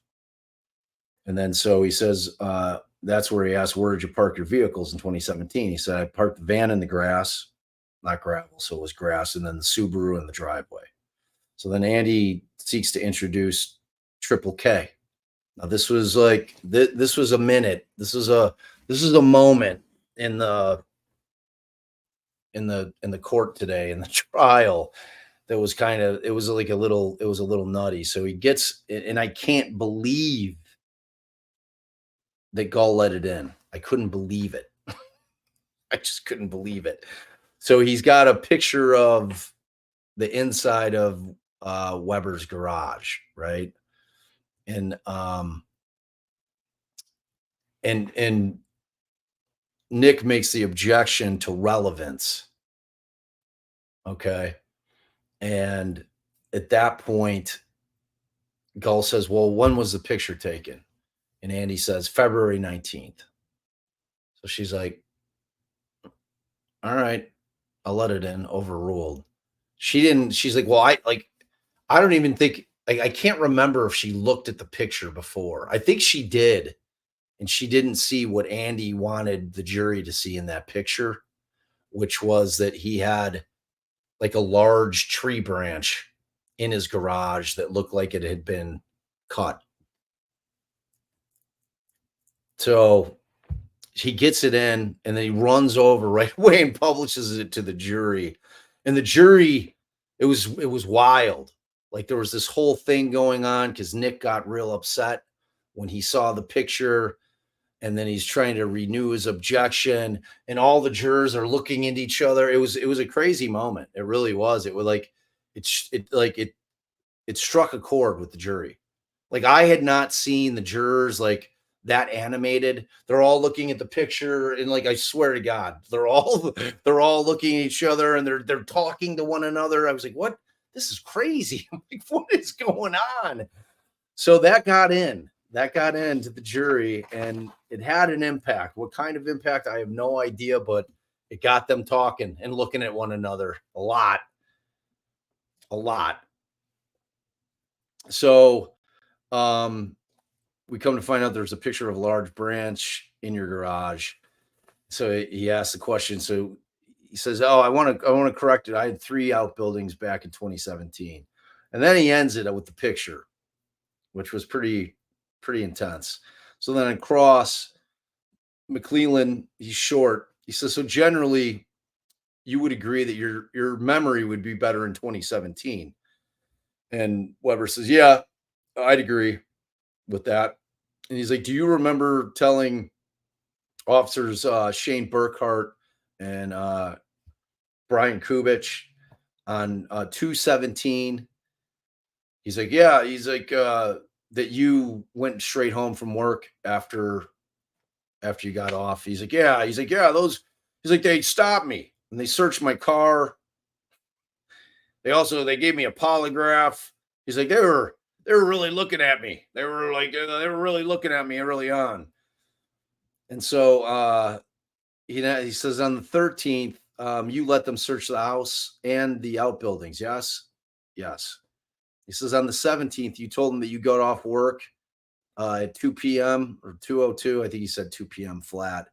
And that you got home at 2:30 and you took a nap, right? That's what you told those two guys, right? He says, correct. It's like, and he says that, he's like, so the next text or call that you recovered, or the next text or call that you received on the 17th, or no, recently didn't mention what they wanted to discuss with you, did it?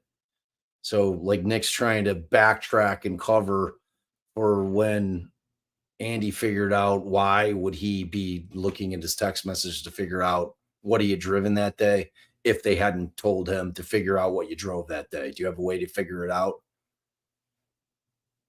And he's like, I don't know. So at that point, he's like, no, they didn't. They didn't discuss anything with me. They just told me to come down. I had to talk to him. And then Nick asked him, well, cell coverage is really spotty in your house, right? He's like, yes, it is. He's like, it's safe to say that text messages come through better than calls, right? Don't they? He says, yeah, I think they do. I think that's accurate. So Baldwin gets up and he just asks one question.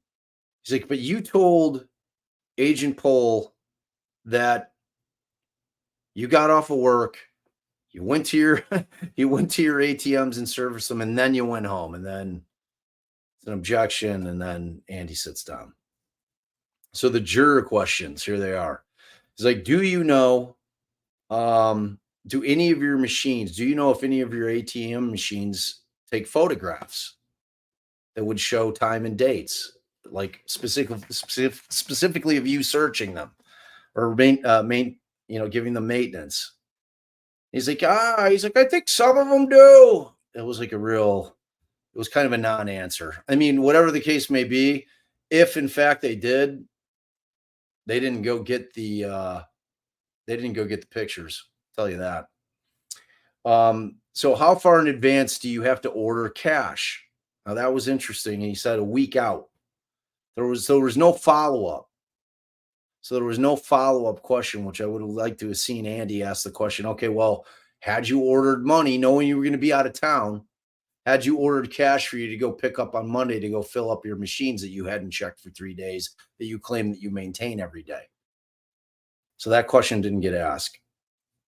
And then they asked, what is the process to check out of work? So that was a great question because he's like, I clocked out.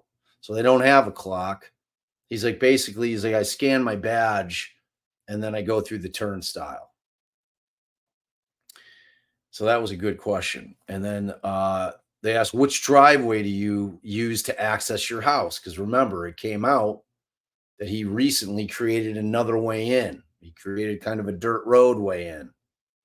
He's like, oh yeah, I use the driveway. And then they asked, well, can you get in and out of your property using that dirt road? And he says, yeah, I can. He's like, I've used it. I use it occasionally. And they said, did you drive under the bridge? And would you have taken that road on the 13th? Talking about the access road. And he says, yeah. And they say typically, wait,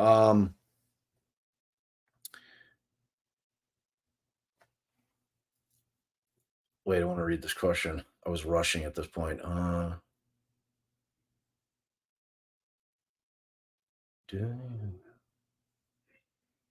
okay. So their last jury question was, do you typically go home before you service your ATMs? And he says, no, I don't. I typically go straight out to the ATMs.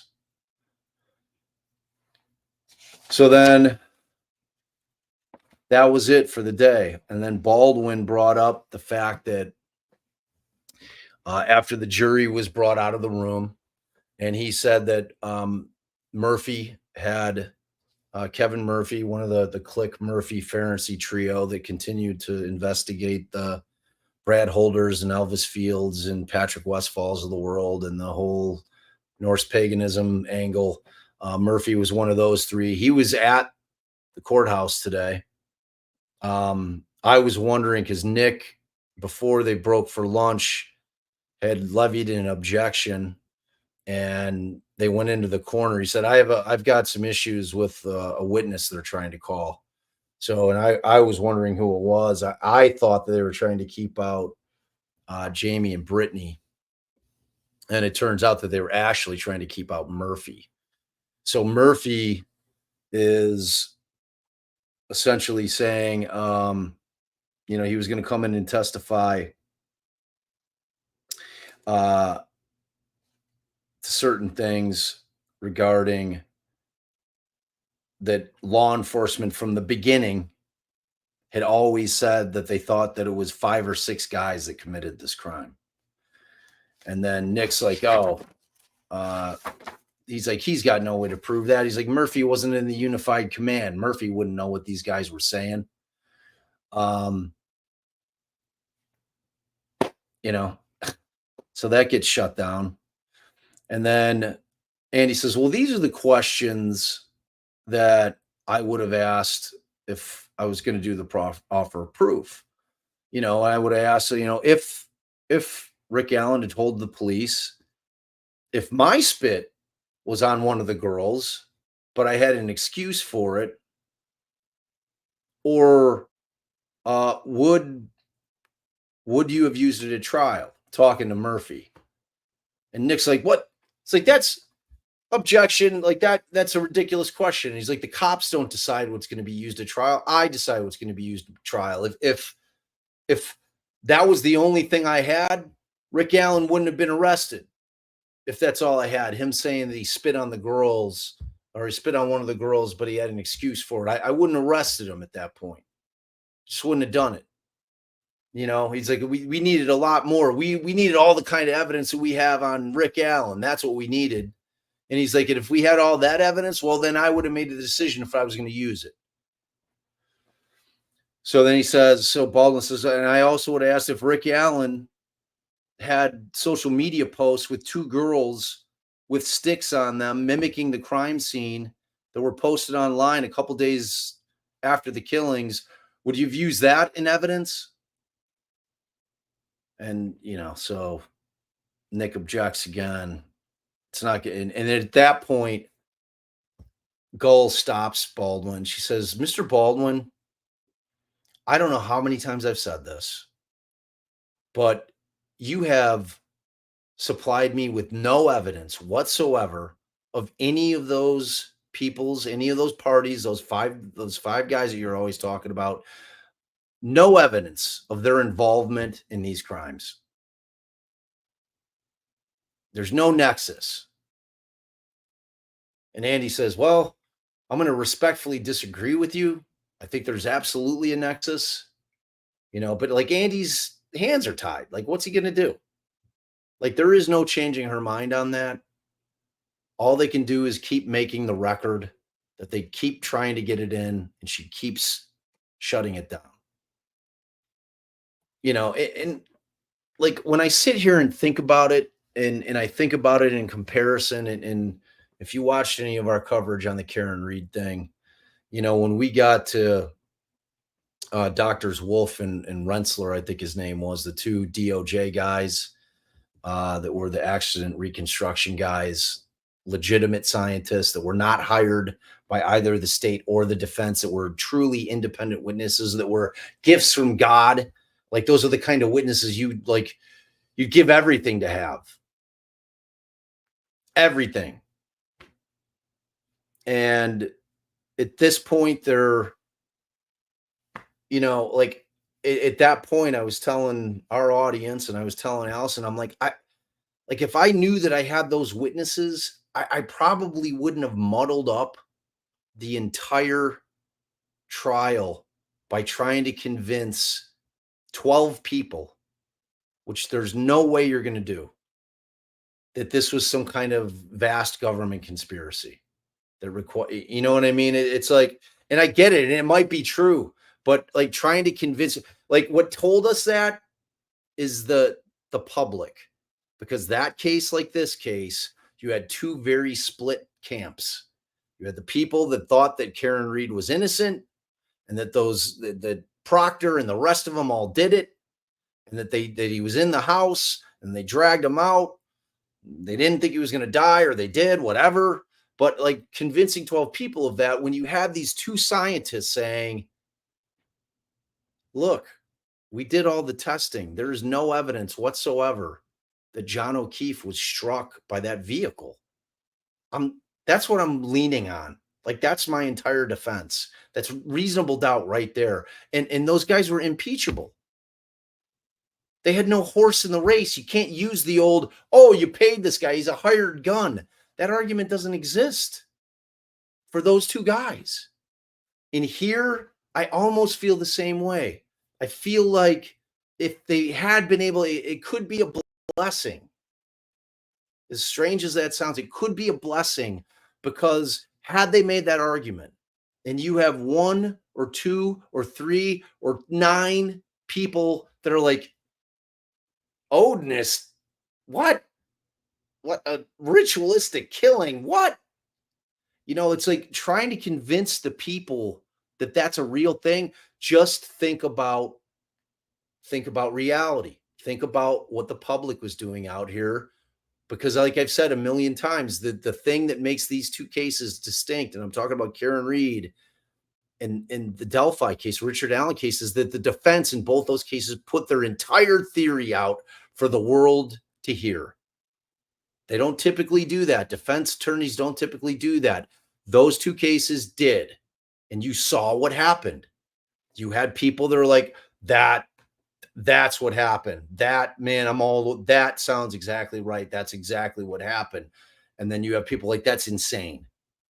That is insane. And that's exactly what happened here. And you have to know that if they would have brought in all that third-party culprit stuff with Brad Holder and Westfall, as tantalizing as it is, and as legitimate as it seems, you're going to have people in that jury where you're going to be like, nah. So like maybe just attacking the timeline and showing how shitty this investigation was is going to be the right move. I mean, I guess we'll find out when the jury comes back, right? It's just like both of those theories are very tough to sell to 12 people. You know, that's just facts. That's just facts. You know, I mean, Allie and I were constantly talking about, like, we could quit calling it a ritualistic killing. No one's gonna buy that, because it's like it wasn't that. Like, this isn't like, oh, like guys in their like robes and shit, like out there chanting and like, oh, Odin word, you know, it's like that wasn't it. It's like these are dudes who, like, if it was these guys, it was dudes who dig the show Vikings and like to make runes, and they think it's cool. And, you know, they went out there and they did this thing, and then, you know, they left some kind of semblance of their religion out there. You know, like, it wasn't a ritualistic sacrifice. It was, you know, them leaving kind of an homage to what they believe in. You know, who knows? We'll find out. We'll find out when the jury gets in there and starts deliberating. But I mean, it's a dangerous gambit. I'm just telling you. Allie and I have done this a long time. You know, and Allie's huge on third-party culprits. Like, her and I had epic disagreements about that concept on our Garcia case. You know, she was like, we have to show that somebody else could have done this. And she's right in that sense. Juries are always going to feel more comfortable saying not guilty if they think that there's another person that could have done this beyond just reasonable doubt. It's always a much more comfortable place to live. There's no question about that. But you have to look at the strength of what you're bringing to them. If if you bring something to the jury that you feel may not be something that every person on that jury can buy, you have to think long and hard about whether or not to bring it. So we'll see. We'll see how that plays out. And so that was it as far as those guys. Now I do want to go back and go through a little bit of Polly Wescott, because I thought, like I said, in the beginning, I thought she was excellent. I really did. I thought she was an excellent witness for the defense. She's highly qualified, very, very respectable witness up there. Clearly knew her shit.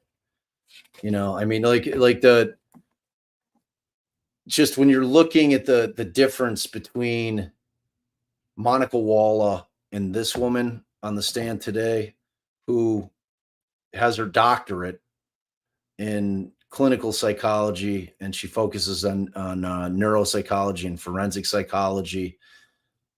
You know, she's a learned woman. She knows what she's talking about. So, and like Allie said, I don't really need to go through, but if some of you weren't in there, I mean, she's worked for both state and prosecution over all her years. She's testified 72 times, either at trial or at depositions. She's got extensive experience with prisoners. She's got extensive experience with pretrial detainees. She worked at Wabash. She's worked at the women's prison hospital. You know, she's gone in and evaluated pretrial detainees. She's worked with law enforcement and crisis intervention with, you know, trying to explain to them what the cognitive issues are, how they should interact with people that are suffering from mental illness. She worked 12 years with the ISP as somebody who was teaching them things. And then they put in her CV, and then they asked like what she reviewed in terms of Rick Allen. She said there were 3 things that she wanted to focus on. She wanted to focus on his mental health history, his neuropsychological evaluation she wanted to perform, and then she wanted to offer an opinion on the breadth and context of what was going on in that prison with Rick Allen. And so she reviewed all of his medical records prior to, historically, all of his records, his pre-incarceration records, his post-incarceration medical records, all the videos. She watched hours and hours and hours of the Incel videos. She watched the videos, the camcorder videos. She read all the treatment notes from Walla. She listened to all the phone calls. She listened she read the suicide companion notes. She read it all. Very thorough, very thorough. And, you know, Brad asked her, he's like, how much do we retained you, correct? How much do you pay? How much do you get paid? I get $450 an hour.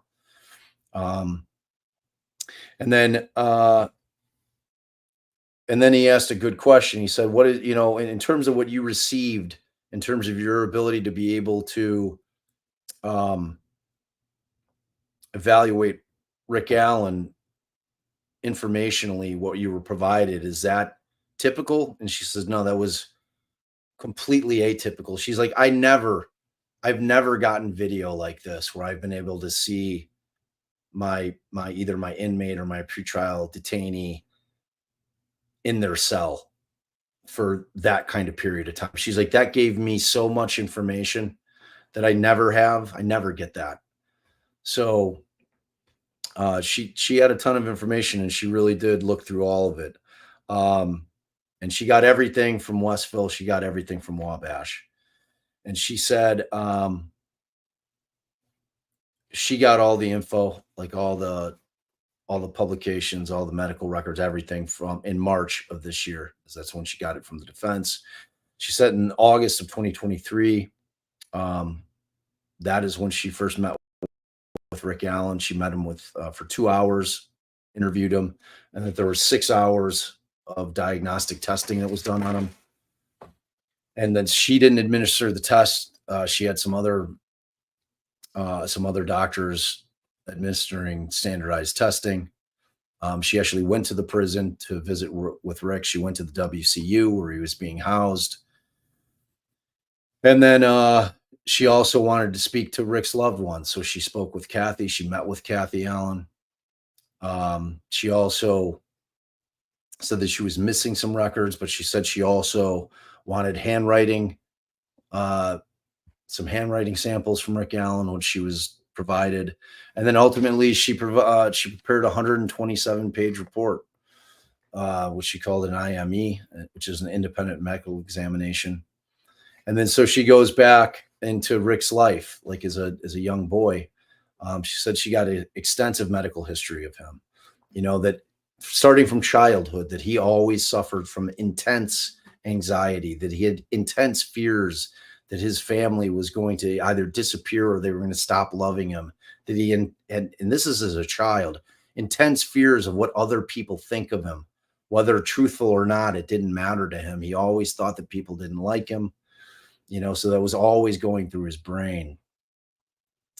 And then he was suffering from severe depression all along, and that, he had terrible anxiety, and that when those two things are combined, that it was, just devastating to him psychologically, and, which dovetails into his, dependent personality disorder he has, which is, he always needs somebody to be boosting him up, which is Kathy's role. Kathy's been the one that boosts him up all the time. It's you, Rick, you're good. You're good at your job. Everyone loves you. You're a wonderful person. She's always been that person for him for 3 decades, and frankly, like everyone, and he's done very well at all his jobs. He's had 3 jobs. He held 3 jobs for 10 years plus, and he always rose through the ranks. But with those promotions comes more responsibility, becomes more having to boss people around. And that's hard for him. That's difficult for him because he's so concerned about what people think. But like he did so well, and his coworkers liked him and his bosses liked him so much. They knew about his issues with it, but they kept promoting him because he was that guy, until he got to the point in these jobs where he's like, I just can't handle the anxiety of it, because that anxiety then morphs into depression. Like the anxiety turns into depression. It's like this vicious cycle for him. And what happens is that when the anxiety just keeps growing more and more intense, that he just crumbles and falls apart, like just completely feels suicidal. He's like, I'm a terrible person. I'm no good. No one likes me. Nobody loves me. It's like he's got these intense feelings. And in his 20s, he started taking medication. And at that point, she goes into what I just told you about his job cycle, about how, all his bosses, they kept promoting him despite the fact that they knew that he had the anxiety. They were aware of his issues, but he did such a good job that they kept promoting him until we got to the point where he's like, I can't do it. He'd tell Kathy, like, I can't, like, it's like, I'm freaking out all the time. So, so then Brad had done the direct of, Brad Rosie had done the direct. I always forget to tell you guys, and it's important to know who did it. So Brad had done the direct of Wescott, and then he tries to get into the family history, like their background, like do these issues run in your family's background, and then Diener objects. Like when I told Allison this, she was like furious. She's like, what? It's like, she's like, oh, he's got like that. It's all, she calls it hearsay. She's like, it's hearsay. It's from his medical records. She's like, but it's self-reporting. Like, do we know, did they go and talk to these family members, or is it just Rick telling treaters that, this is what my family suffers? My dad suffers from depression, or my mom suffers from this, so it's like that gets shut down, but Brad just keeps rolling. But I could tell you, that it's relevant. It should have come in. It matters. Yet it stayed out.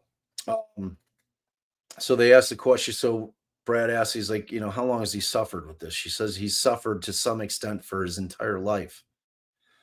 And then she gets into the dependent personality disorders, that he feels worthless, without Kathy or his mother. He feels like if he's alone, he's got no value. He's got no value to anybody. He can't function alone. He always needs another person to help him with decision making. He can't make his own decisions. He feels like he's worthless in that sense. So then when he gets into prison, everything's exacerbated. So not only is his dependent personality disorder just off the charts, now he's got his fear of being abandoned is now escalated, also off the charts. All he's thinking about is like, oh my God, is my family going to still love me?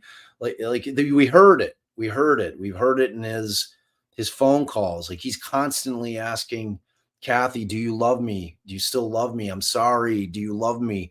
And it's like, you need this context to understand what you're saying, like what he's saying in those things. Like, if you don't have this context of the things that he's suffering from in his mind, you're not going to have that context of like what he means when he's saying it. And like Allie was kind of like, oh, well, like, you didn't have to read the I love you honeys and like, and honey, I love, and I'm like, yeah, you do. Like that's like, it's all part of what's going on in his brain. It's like you can't skip that part. It's the context. It's the context of the entire Chris. Hey, what's up, Chris? The conversations that you need that in order to be able to truly see the full picture of what's going on with him in there. So ultimately, Brad gets her to go through in her report, starting at page 122, her 6 conclusions. So her first conclusion was that Rick Allen has a very long history of mental health history. She made the analogy, she calls Rick as what I would describe as a fragile eggshell, that it started as a whole shell and that over time it cracks and there's cracks all over it. And then she tried to bring in that his father had abandoned him when he was young. They object, so she was trying to get into like what some of the possible causes of why he's the way he is. And they shut that down with an objection. So then the second conclusion she reached is whether or not he's malingering. And she said that she used multiple assessment tests and tools to detect exaggeration or faking or underreporting. And that these tools help to evaluate truthfulness. And that she's always looking for consistency in the videos. It's objective testing. It's not subjective. And so she said in August of 23, that's when they did the testing. They reviewed the records, the videotapes, the audio recordings. And then she said what she saw is psychosis, or what she saw was consistent with what she knows of psychosis. That what she viewed in those videos was he was suffering from psychosis. So she said that she saw nothing. Her third conclusion, that she saw nothing that would indicate that he was malingering or faking. Nothing. She said that cognitively, that he is, so in terms of the cognitive testing, that he's significantly slow, that he's in the 5th or 6th percentile, that his thinking is slow. And then from the frontal lobe perspective, that his problem solving is in the 2 to 4% percentile, which is very low, that he ruminates, that he has trouble moving from one subject to another, then he has massive anxiety, and that he feels guilty, not about killing the girls. He feels guilty about everything all the time, long before the crimes are committed. He always feels guilty about things. He's constantly apologizing for things. I'm sorry. And, it's like, because he always thinks that people are thinking poorly of him, that he's useless, he's worthless. Like, and to me, when I start hearing about this history, he's the opposite of somebody, psychologically speaking, that would go out and commit this type of act. He's the diametric opposite of who you would expect to go out and do something like this. Like everything that I'm reading you, and she was highly credible. Like you'll see some experts, like, man, that guy's just saying shit, or man, that woman's just talking shit. It's like you did, like she did all the requisite testing. She looked at everything. Like I just did not get up like any sense from her that she was up there asking or just mailing it in, just saying what the defense needed her to say. So she said her fourth conclusion that there was a distinction in his physical and mental health between the first 4 months and then moving from April through June.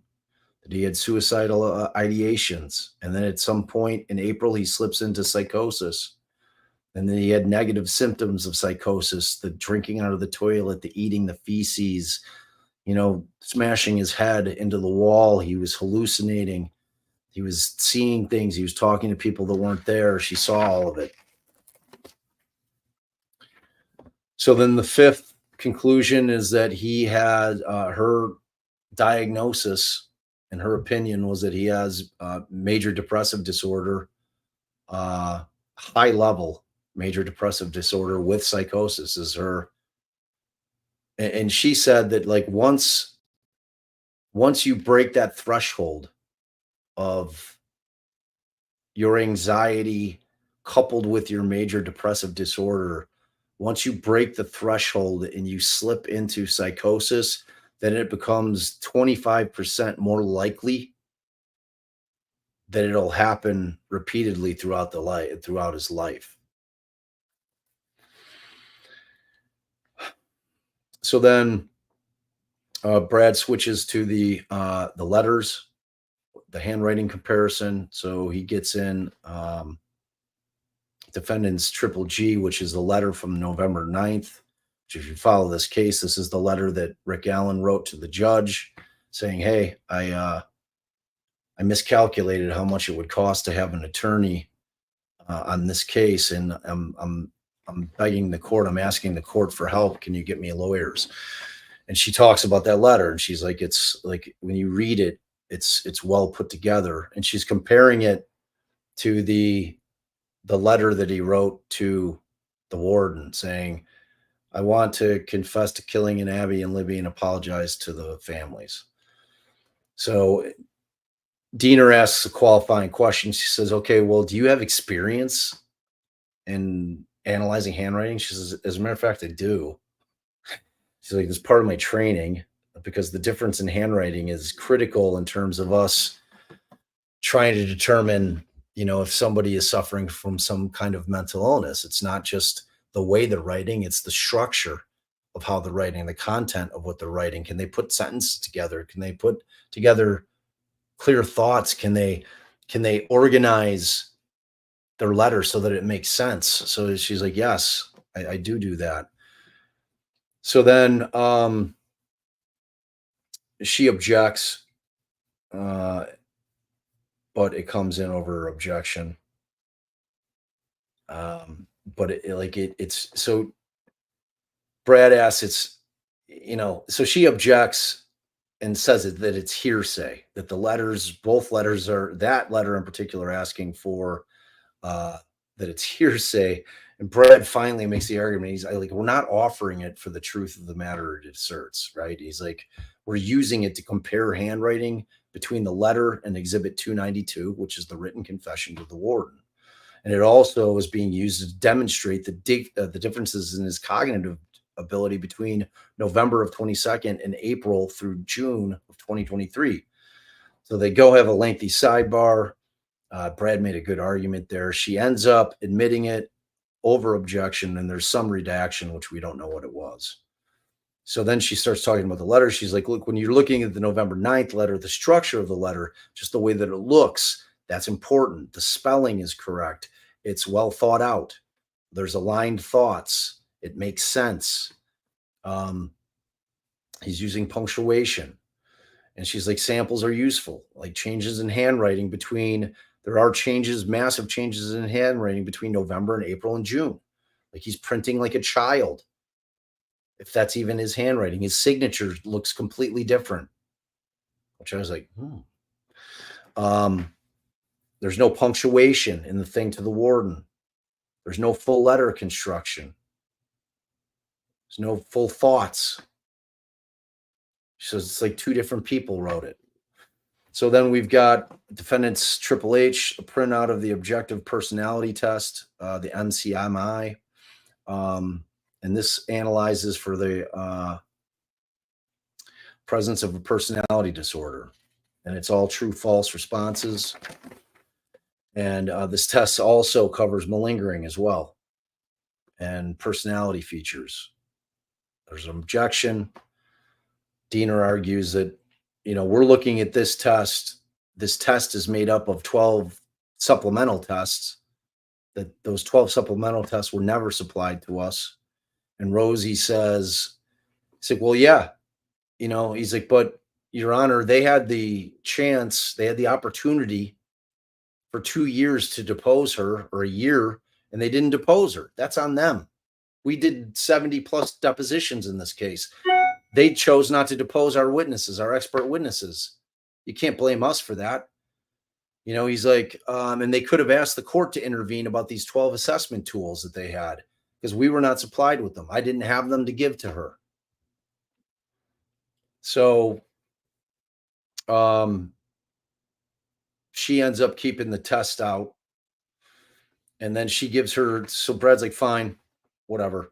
He's like, so I'm going to ask, what's your opinion on, so relating to the MCMI, what's your opinion based on the testing that you did? So there's no indication of malingering, that the personality factors are as such. He's extremely dependent. He's passive. He avoids conflict and confrontation. He's quiet, and he sticks to himself. So, I mean, you take that for what it's worth. And then there was an emotionality personality test, which is a cognitive test. So she's looking for consistency to present for validity there. So her opinion on those is that he's not resilient, that stress overwhelms him. His anxiety means that he's much more prone to decompensate and to slip into psychosis because of those things. When she observed him in April through May, that he was slow to thinking, he was mumbling, he was staying to himself, that he was curled up in a ball in the fetal position, crying constantly in his cell. So she said in April through May, he had psychosis. In July and August, it lessens. And she says, so she goes back to the malingering. She says there's 30 different ways to examine malingering or faking. And there are absolutely no signs or indications of malingering by Richard Allen. And then so he asks her, are you familiar with serious mental illness? And she says, yes, I've worked in the prison system. And that she's also evaluated pretrial detainees. And she said, but that's not what I use in my practice. We have a clinical equivalent that comes from the DMS-5, and what we would consider to be serious mental illness. That's not what we call it. He says it, and she said that he fell into that court, like he was in that category of what they call in the prisons serious mental illness. Prior to coming in. So there's been that debate between Walla and the defense as to whether or not, when he walked into prison, whether or not he had a serious mental illness. Monica Walla never looked at shit about Rick Allen. She knew nothing about Rick Allen. If you're comparing what those two trained psychologists looked at, there's no comparison. Walla looked at nothing. And they didn't evaluate him before he came in. Like he didn't even get the full battery of tests run before he was put into the prison. So, I mean, there just is no comparison between two people evaluating Rick Allen. I think that this doctor made it clear that that's the case, but you never know. So then She talks about Monica Wallow's reports. She said she looked at somewhere between 30 and 50 of them. And then Brad asks, is there anything that caught your eye about her reports? She's like, yeah. And she's like, the thing that caught my eyes, it's not typical for a psychologist to quote things that people are saying, which Wallow was quoting Rick Allen's confessions. She's like, and it's also not normal for a psychologist to be writing narrative type stories in the reports where there's a beginning and a middle and an end. That's not how our notes go. They're very fluid. You know, if we're in a session with them, it's not going to look like a story. It's going to look like whatever subject matter comes up, we're taking our notes on our observations. Oh, let's see. Hold on. Dizzy said she emailed me something. That might be cool to look at. Oh yeah, good. I'm gonna throw that up. I wish I would have seen that when I was doing it. That's what I get for not looking. I think it's instructive though. All right, bear with me, guys. Let me try to pull these up real quick.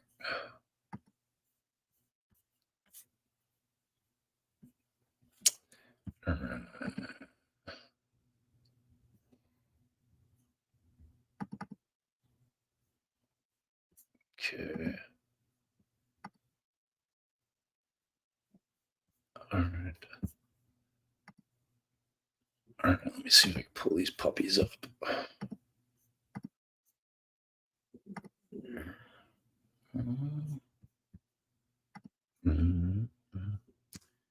Let me see. Download them. All right. Okay.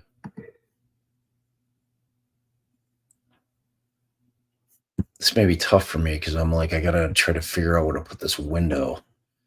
Dizzy, can you put them up? Are you back here with me? Because I've got the one screen thing. See if you can throw them up, Diz.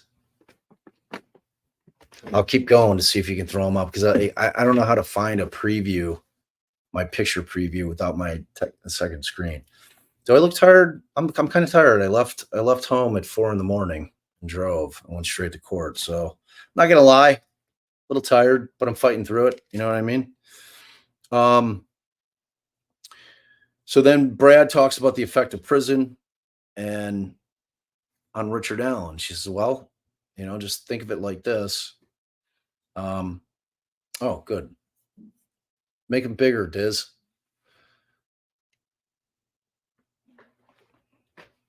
Oh, yeah. I'll hydrate. It's important to hydrate.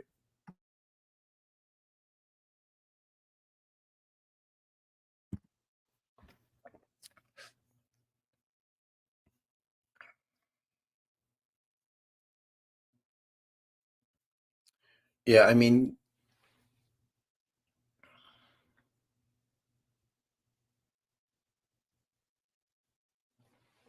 yeah. I mean, you can obviously see there's a massive difference. Yeah, there's no punctuation there. Can you get down to the signature? Let's look at the signature on the letter. Do we have that? Not the inmate thing. I want to see what that looks like.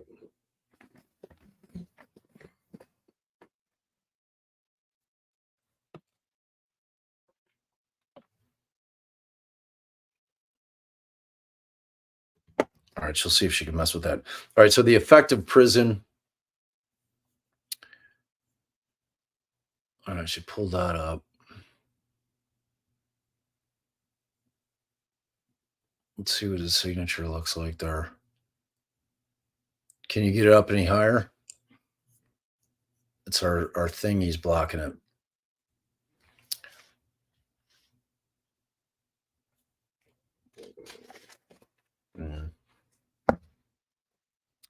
All right. I'm going to keep plowing through here. Oh, okay. There we go. Yeah, that looks completely right. Old Circle Bob. What's up, J-Bo? Yeah, I mean, obviously they look completely different. We couldn't get those side to side, but I mean, they look nothing like. I mean, she said they look like completely different. Like, all right. So the effects of prison, that he was torn away from all his support system. Um, that obviously solitary is something that's completely foreign to him. That there's sensory deprivation. The lights are on constantly. He's not sleeping for days on end. She sees where he's not sleeping. Weight loss. He's not getting enough nutrients. That people are calling him baby killer and child murderer, and he's this fragile egg. So it's like that's early on, like really early on when they're doing that. And then and that ultimately becomes acceptance, or because acceptance is so important to Richard Allen. He's like a sponge. Like when all this shit's going on and these people are saying this shit to him, like he's not like things don't roll off his back. He's as thin skinned as you can get. Like everything that comes at him, he just soaks it in, and it just makes him that more depressed and that much more anxious. And it's a nightmare scenario. So that was it. And then the cross with Diener. And then she says, "Can you explain sensory deprivation?" And she's like, "Yeah, sure." It's like, he was used to being around with people. Now he's not around anybody. He's used to contact with people. Now he has no contact with people. You're saying that he has the lights on, can't see outside, you know, can't tell day from night. And then Diener says, "Oh, well, you know, you talk about, so you said all those things, but you're aware that Monica Walla visited him daily, right? That she, every day she was 15 minutes to an hour daily." And then um, Brad objects. He says they weren't, these weren't daily. Some of those were just pop-ins. He wasn't having meaningful contact with her on a daily basis. She was like the only person he saw, for like varying periods of time. And additionally, there were many times when he refused to come out of his cell. There were many times that he wouldn't have the sessions at all because he was so depressed. So she says that, "Did you see the daily sessions?" She said, "No, I didn't. I saw that there were these." She's like, "Did you read all the daily session notes?" She's like, "Well," she said, "I told you I read like 30 to 50." She's like, "The reality is that I wouldn't actually consider much of what she did a session. Many of her daily notes were a sentence. Those weren't those weren't what I considered meaningful therapy sessions at all." And she's like, "Oh, and you understand that the light was for his safety, right? And that it could be dimmed, and that he had rec, and that he could shower, and that they took his vitals, and then he would go see the nurse." And she said, "Well, yeah, but that doesn't account for the times that when Richard Allen was refusing to leave his cell because he was concerned about his safety." So remember that one because the jury asked a question about that. And she says, "Did you receive info from the defense about the facts of the case?" And she's like, "No, I didn't." And then she says, "Well, then how, you said your report states that some of the confessions are not factually accurate." She's like, "How would you know that if you didn't have facts from the case?" And she's like, "Well, for instance," she's like, "he wrote Satan killed the girls. So I knew that wasn't factual." And then Diener's like, "Well, that wasn't a confession though, was it?" She's like, "Well, no, but kind of." you know. So um Then she said, with the meeting with Richard Allen, did you make him aware that you were there with the defense? She's like, no, I typically don't. I just explained to him what the process was going to be and then what we'd be doing, and that that there was a limit to the privilege, that there were certain things if he disclosed to me that I would have to disclose, and that he had the option to refuse the treatment or the analysis. She said that was it. And then she said, okay, well, let's talk about the dependent personality disorder. So you're saying, that he won't cling to strangers, that he needs like an inner circle. Well, what about Dr. Walla? What about him saying, you're like my wife? What about him asking, don't leave me? Didn't she move into his inner circle? And she says, no, not necessarily, not in my opinion. He did not transfer that dependency to Dr. Wallace. She just happened to be the only person that he was talking to. And something's better than nothing, but she certainly wasn't considered inner circle in Rick Allen's mind.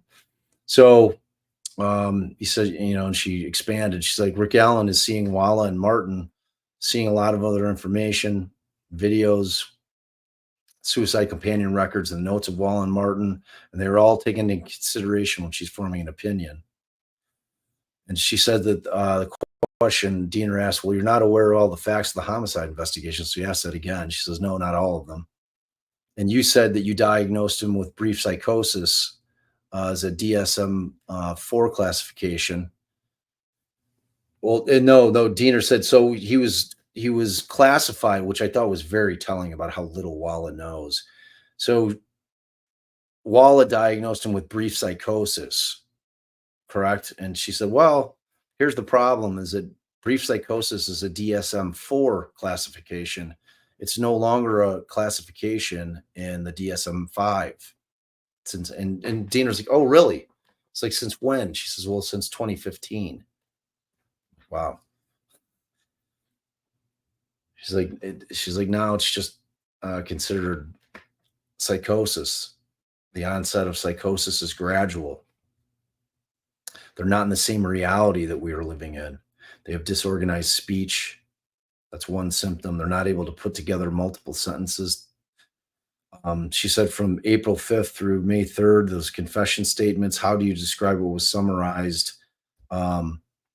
And what not to include. So she's talking about in her report. She's like, so I noticed in your report that you didn't contain the language of the confessions, the detailed one. Like, she's like, why are you cherry picking those out?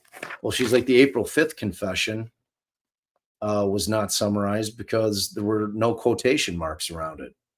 So I didn't consider it to be relevant in terms of, remember, I'm trying to figure out what's wrong with Rick, like if he's got a mental illness going on. So like, if it's not his words, why do I care? So she said, the May 3rd statement, she says, well, why wasn't that included in the report? Rosie objects to form the question. She says, again, my job is looking for mental illness or mental health or mental illness symptoms. And I'm trying to determine his mental state. He doesn't appear to be in a psychotic state early on in May 3rd. But she says, oh no, so that was still Diener. She said that he doesn't appear to be in a psychotic state as of May 3rd. And she said, well, May 3rd, he was diagnosed with the brief psychotic disorder. So I'll have to disagree with you there. That was like, she was like, I don't know why you're saying he's not psychotic when, even though it was the wrong classification, your chump doctor even had said that he was in a brief psychotic disorder state. So we're going to have to agree to disagree. So she said on May 10th,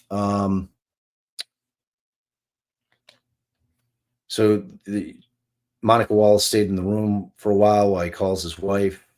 And he states that, I think I'm losing my mind. Did you listen to those phone calls?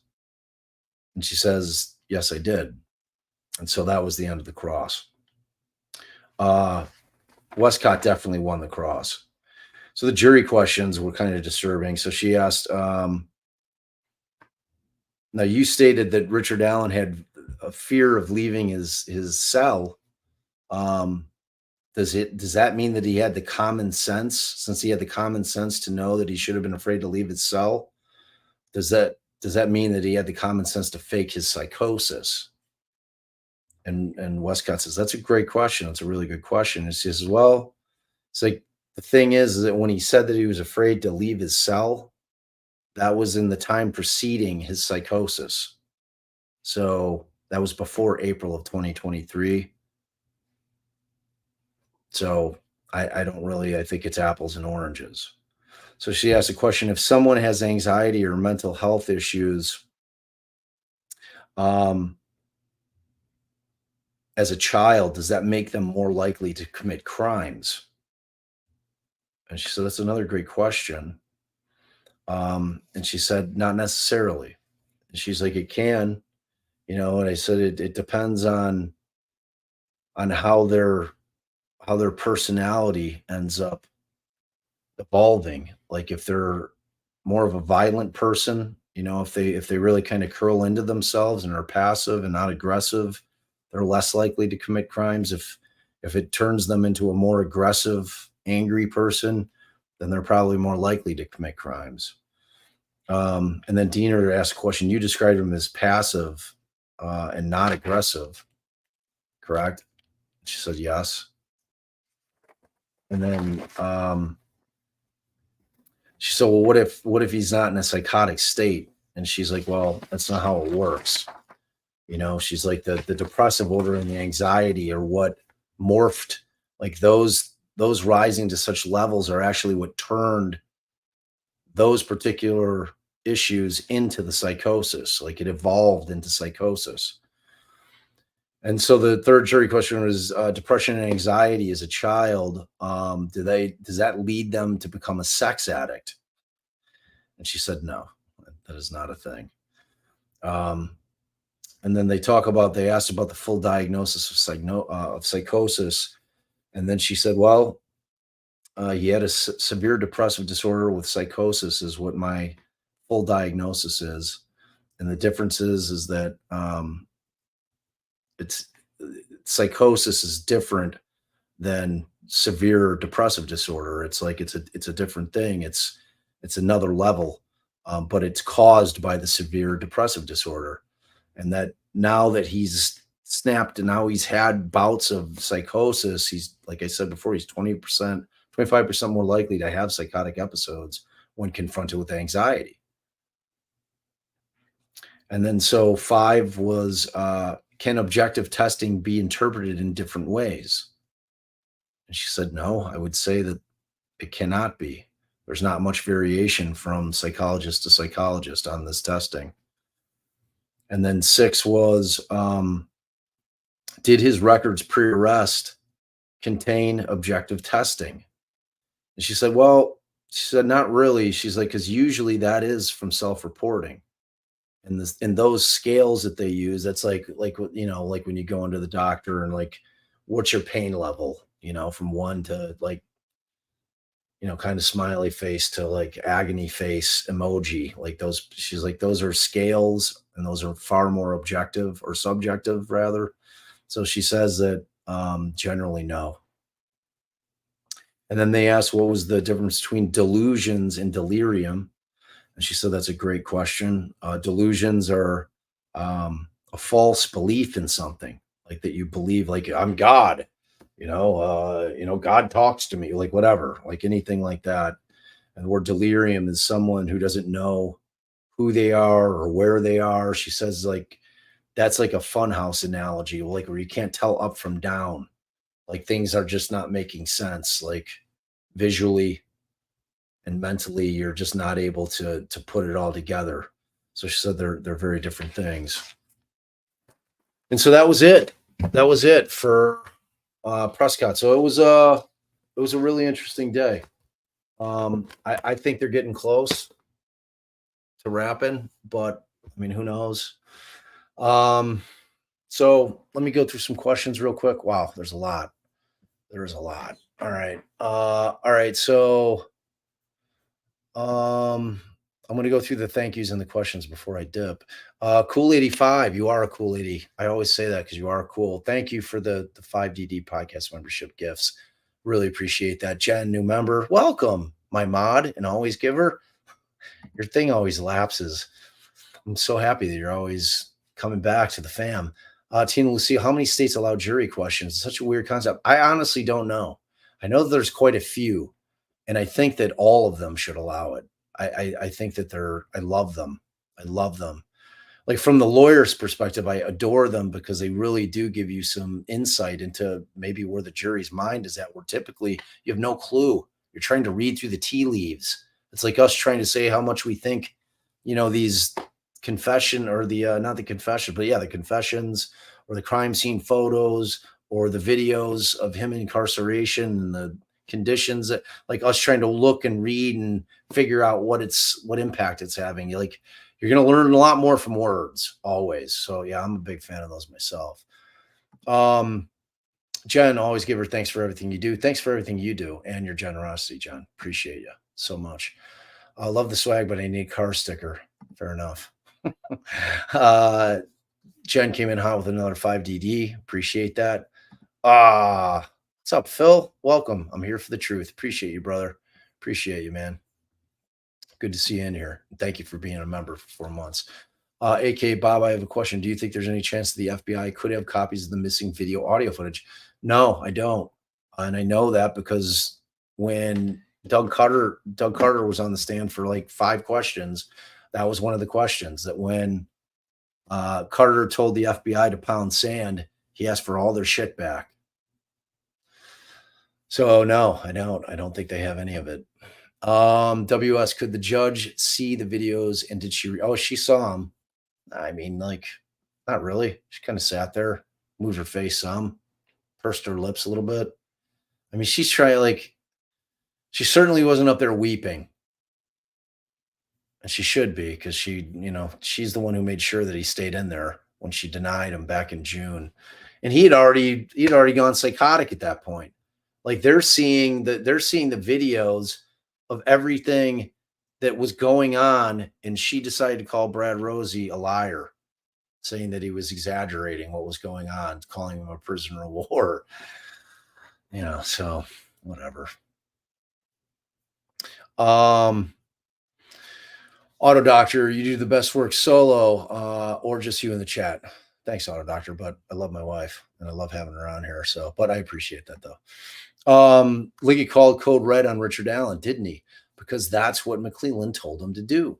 He had Holman doctor the logbooks, and when it went bad, Carter cut the FBI loose. Great coverage. Thank you, Keith, and for that generous gift to us. We appreciate that. Yeah, I don't disagree. I mean, look, this was like they kept it in-house when they told the FBI to dip. I mean, that speaks volumes to me. Yeah, we don't want your resources. We don't want your technology. We'll do it.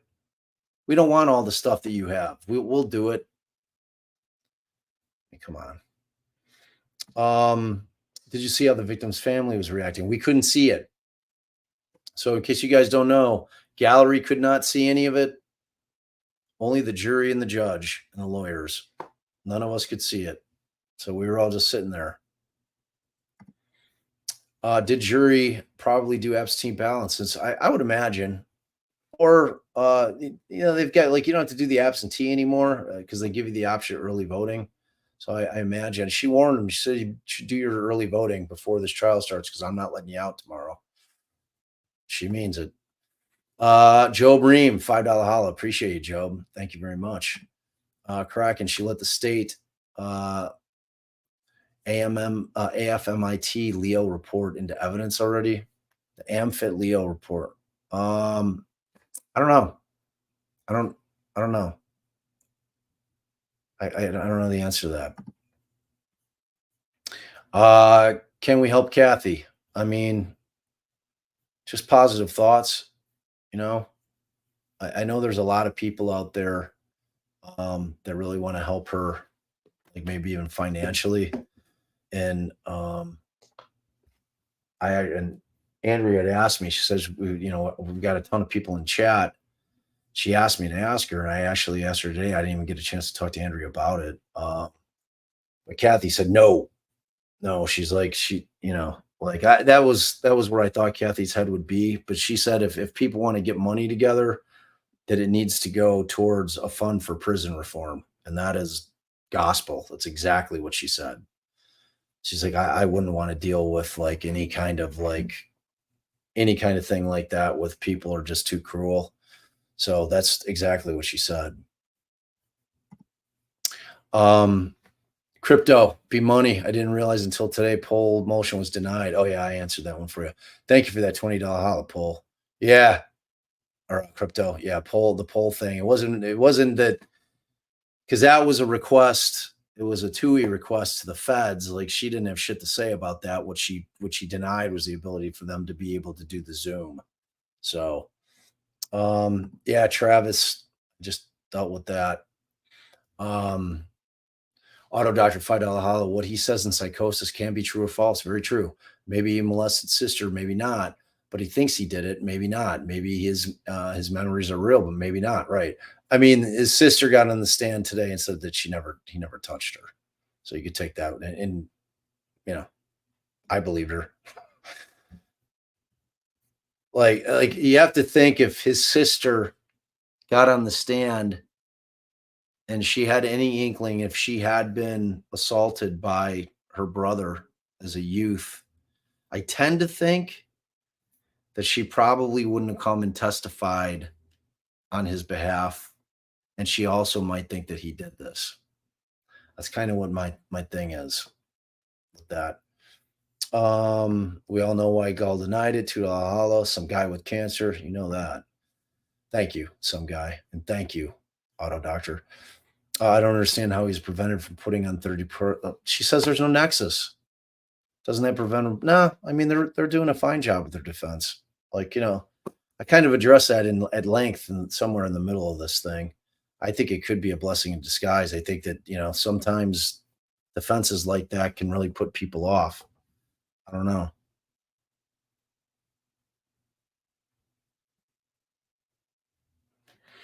All right. So, love one another, 1999. How was the state able to recall law enforcement back? I mean, you could do that. Like, you just don't release them. You reserve the right to recall. They do that all the time. They do it all the time. Yeah, I agree, though. It's like,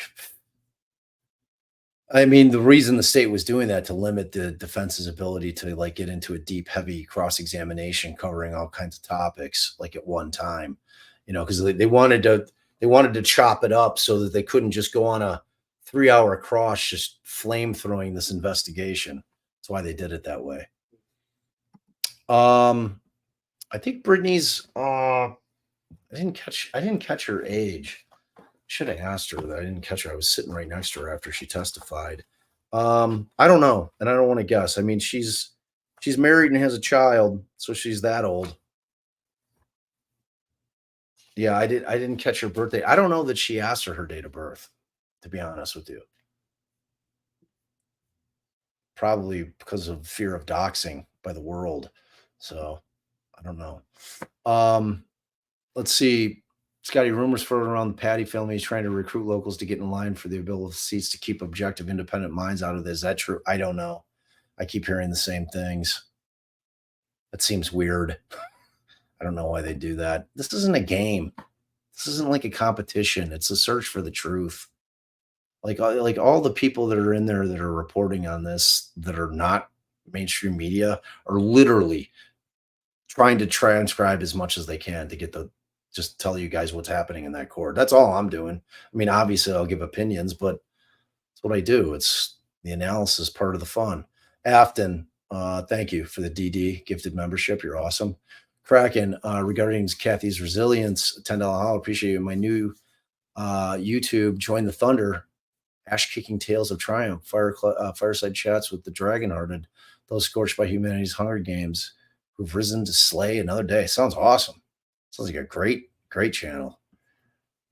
I could feed a bunch of people like to fit that description to you. We'll talk. Thank you, as always. Love one another. How is a video that's been altered by a human able to be admitted? Asking because I see several people that the video looks like in all of Indiana. I know. I know. It's especially with AI. I mean, you have no idea. I mean, they did that. I'm presuming like the new enhanced shit is new. Like the thing that they showed us was absolutely new. And if like I think the defense probably could have kept it out if they would have like really gone at it. But in Indiana, they're not big on like Fry or Daubert in terms of like them having to explain every step of how they made it happen because they gave a real general description of what he did to make it happen. And they came in, they're big on it goes to weight as opposed to admissibility here in this state, meaning the jury can give it assign it any weight that they choose. Cute Texas Toads. When we hear a response from the Supreme Court about Andrea's writ, no clue, no clue. Honestly, I don't know. They're not going to be in any hurry. I mean, we're certainly not going to get an answer about us getting to see the exhibits before this thing's over. There's no way. I mean, just to give you a frame of reference, when Allen's attorneys were booted off the case, it took a couple weeks, and it took a little bit longer to get that hearing, and I think that was on an expedited basis. So it might take a minute. It might if they even accept it, they don't even have to accept it. I mean, that's the one thing they have to worry about. But thank you, Contrary Mary. I appreciate you. I love the coverage from Bob and Allie. Great work. Thank you, Mary, so much for your generosity. I appreciate that.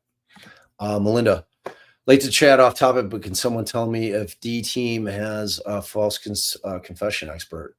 There's one on the list. There's one on the list. So, whether or not they're going to call them, I don't know. I mean, because you could put people on the list that you're not going to call. So, Emma, Robert, couldn't the defense just show that RA knew about the van because it wasn't in discovery? I don't get how that is that big of a deal, or that is that big of a deal if you read it in discovery. Yeah, I don't know. I don't know. Like the state was making it seem like it wasn't in discovery, but clearly it was in. It was in somewhere. It was in somewhere.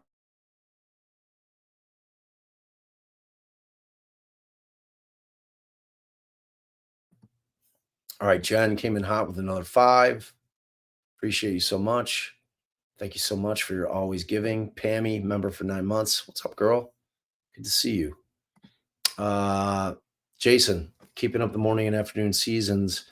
Allie, and you are doing a great job. I appreciate that, Jason. Can you give the state's case a score out of 10?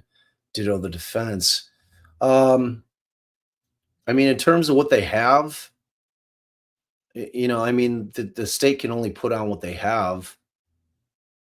Like, now, if you're saying how I thought they did putting their case on, I thought they did a good job. If you're asking me about the strength of their case, that's a different thing. I think they have a shit case, but I think they did a good job with what they have putting it on. I mean, they can only put on what they have, right? And then as far as the defense, I think in terms of them having, been kneecapped in terms of bringing any kind of third party culprit in, I think they're doing a very good job too. I really do. And thank you for that. I appreciate that generosity. Scotty, $10 Bob regarding the OA and the Scoyne rhubarb and reinstatement. How could Scoyne not foresee the predictable blowback and bias? Her comments were so disparaging. I know. Like I was like, I didn't think they were going to bounce her just because it's a big deal. And she had been a special, like they had appointed her. Remember that she's a special judge that was appointed by the Supreme Court when Diener bounced. So I did not have any kind of like real thought that they were going to bounce her. As a matter of fact, I think I predicted it that day. And they remember they came back with the ruling the same day, reinstated Baldwin and Rosie, and then bounced her or kept her, which didn't surprise me. Thank you for that, Scotty. Any feel for how many more witnesses for the defense? Will we get closing arguments this week? I feel like we will get closings this week. I mean, if I'm going logically, they have to have a phone person, forensic phone person. They might have a false confession person. Kathy still has to testify. Are there any other areas? Oh, and their gun person. So as far as I could tell, they might only have 4 witnesses, which would mean they're definitely going to get closings this week. Do you think we'll get more info on the phones? I do. I think they're definitely going to put an expert on. Kay Miller, did Rick have a bed to sleep on in that 3x3 cage? No, that 3x3 cage was where he held his sessions, his therapy sessions. He had a mat in his cell, like a mat like this thick, 2 inches off the ground that he was urinating on. Glenda, $10 hour, maybe park at the Delphi Cemetery and walk due south to the bowl. I'd have to be trespassing on Ron Logan's property. That's the problem with getting down there. I can make it back there. I can get to the back end, but like in terms of getting down to the crime scene, it's going to have to be with a drone. Golden, did anybody see a muddy man leaving the scene anywhere besides Sarah Carbaugh? Because there were 4 people there at 4 o'clock to look for the girls. And no, not that we're aware of, not that we've heard. It's a great question. Lisa Thomas, $5 holler. My biggest question regarding phones, did anybody have their exposure notifications on? Perhaps defense has phone metadata showing which phones were nearby. That's a good question. I think we're going to find that out tomorrow. I feel like the phone guy or phone gal will be on the stand tomorrow. That's what I feel like. Is there a barn on the Deliverance Guys farm? I don't know. No. Louder. Squeal. Louder. He's got several outbuildings. I don't know that there's a barn. Thanks for the question. Spoogies. Why can't they prove the exact time of death? That's a great question. Well, because they didn't really tell us anything about the stomach contents, and they didn't take a core body temperature when they found the. They didn't do the things that you could use. They said, well, they didn't do the core body temperature because they were concerned that there might have been sexual abuse, and they didn't. If there was DNA in there, they didn't want to mess with it, so they didn't do core. And then plus, they didn't tell us anything about the. They're relying on the phone moving. That's their time of death. They put all their eggs in that basket, which I think might come back and bite them in the ass. Thank you for the question, Thomas Bond. Are they still calling a weapon expert to discredit? Yes, they are. The order of the defense witnesses seems random. Do you think there's a strategy to that, or is it just because it's hard to schedule people? I think it's the latter. I think that when they ended a little early, the state earlier than anticipated, I think it they had to shuffle and do with what they could do. Oh yeah, Betsy Blair is going to testify tomorrow too. I'm confident she's on the stand. Are they calling KG as a witness since she was the last one to see them and made changes on the phone?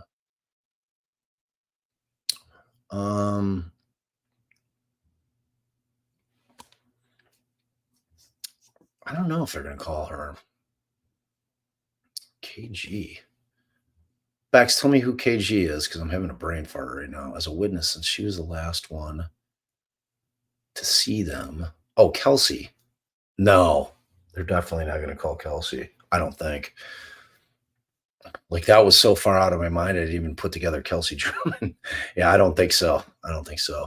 Is there a butcher shop close by too? That should have been checked. Agreed. I mean, everything should have been checked. Pammy, $20 I'll help travel costs. Thank you so much. Thank you for your hard work. Thank you, Pammy, for always supporting us. We appreciate you. We love you.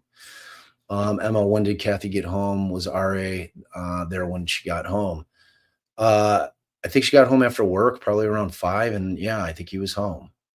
We should hear her during the testimony when Kathy takes a stand. Bax says RA professes innocence since all the confessions. I think that's important to know. If he said he absolutely didn't do it after saying he did, yes, he has.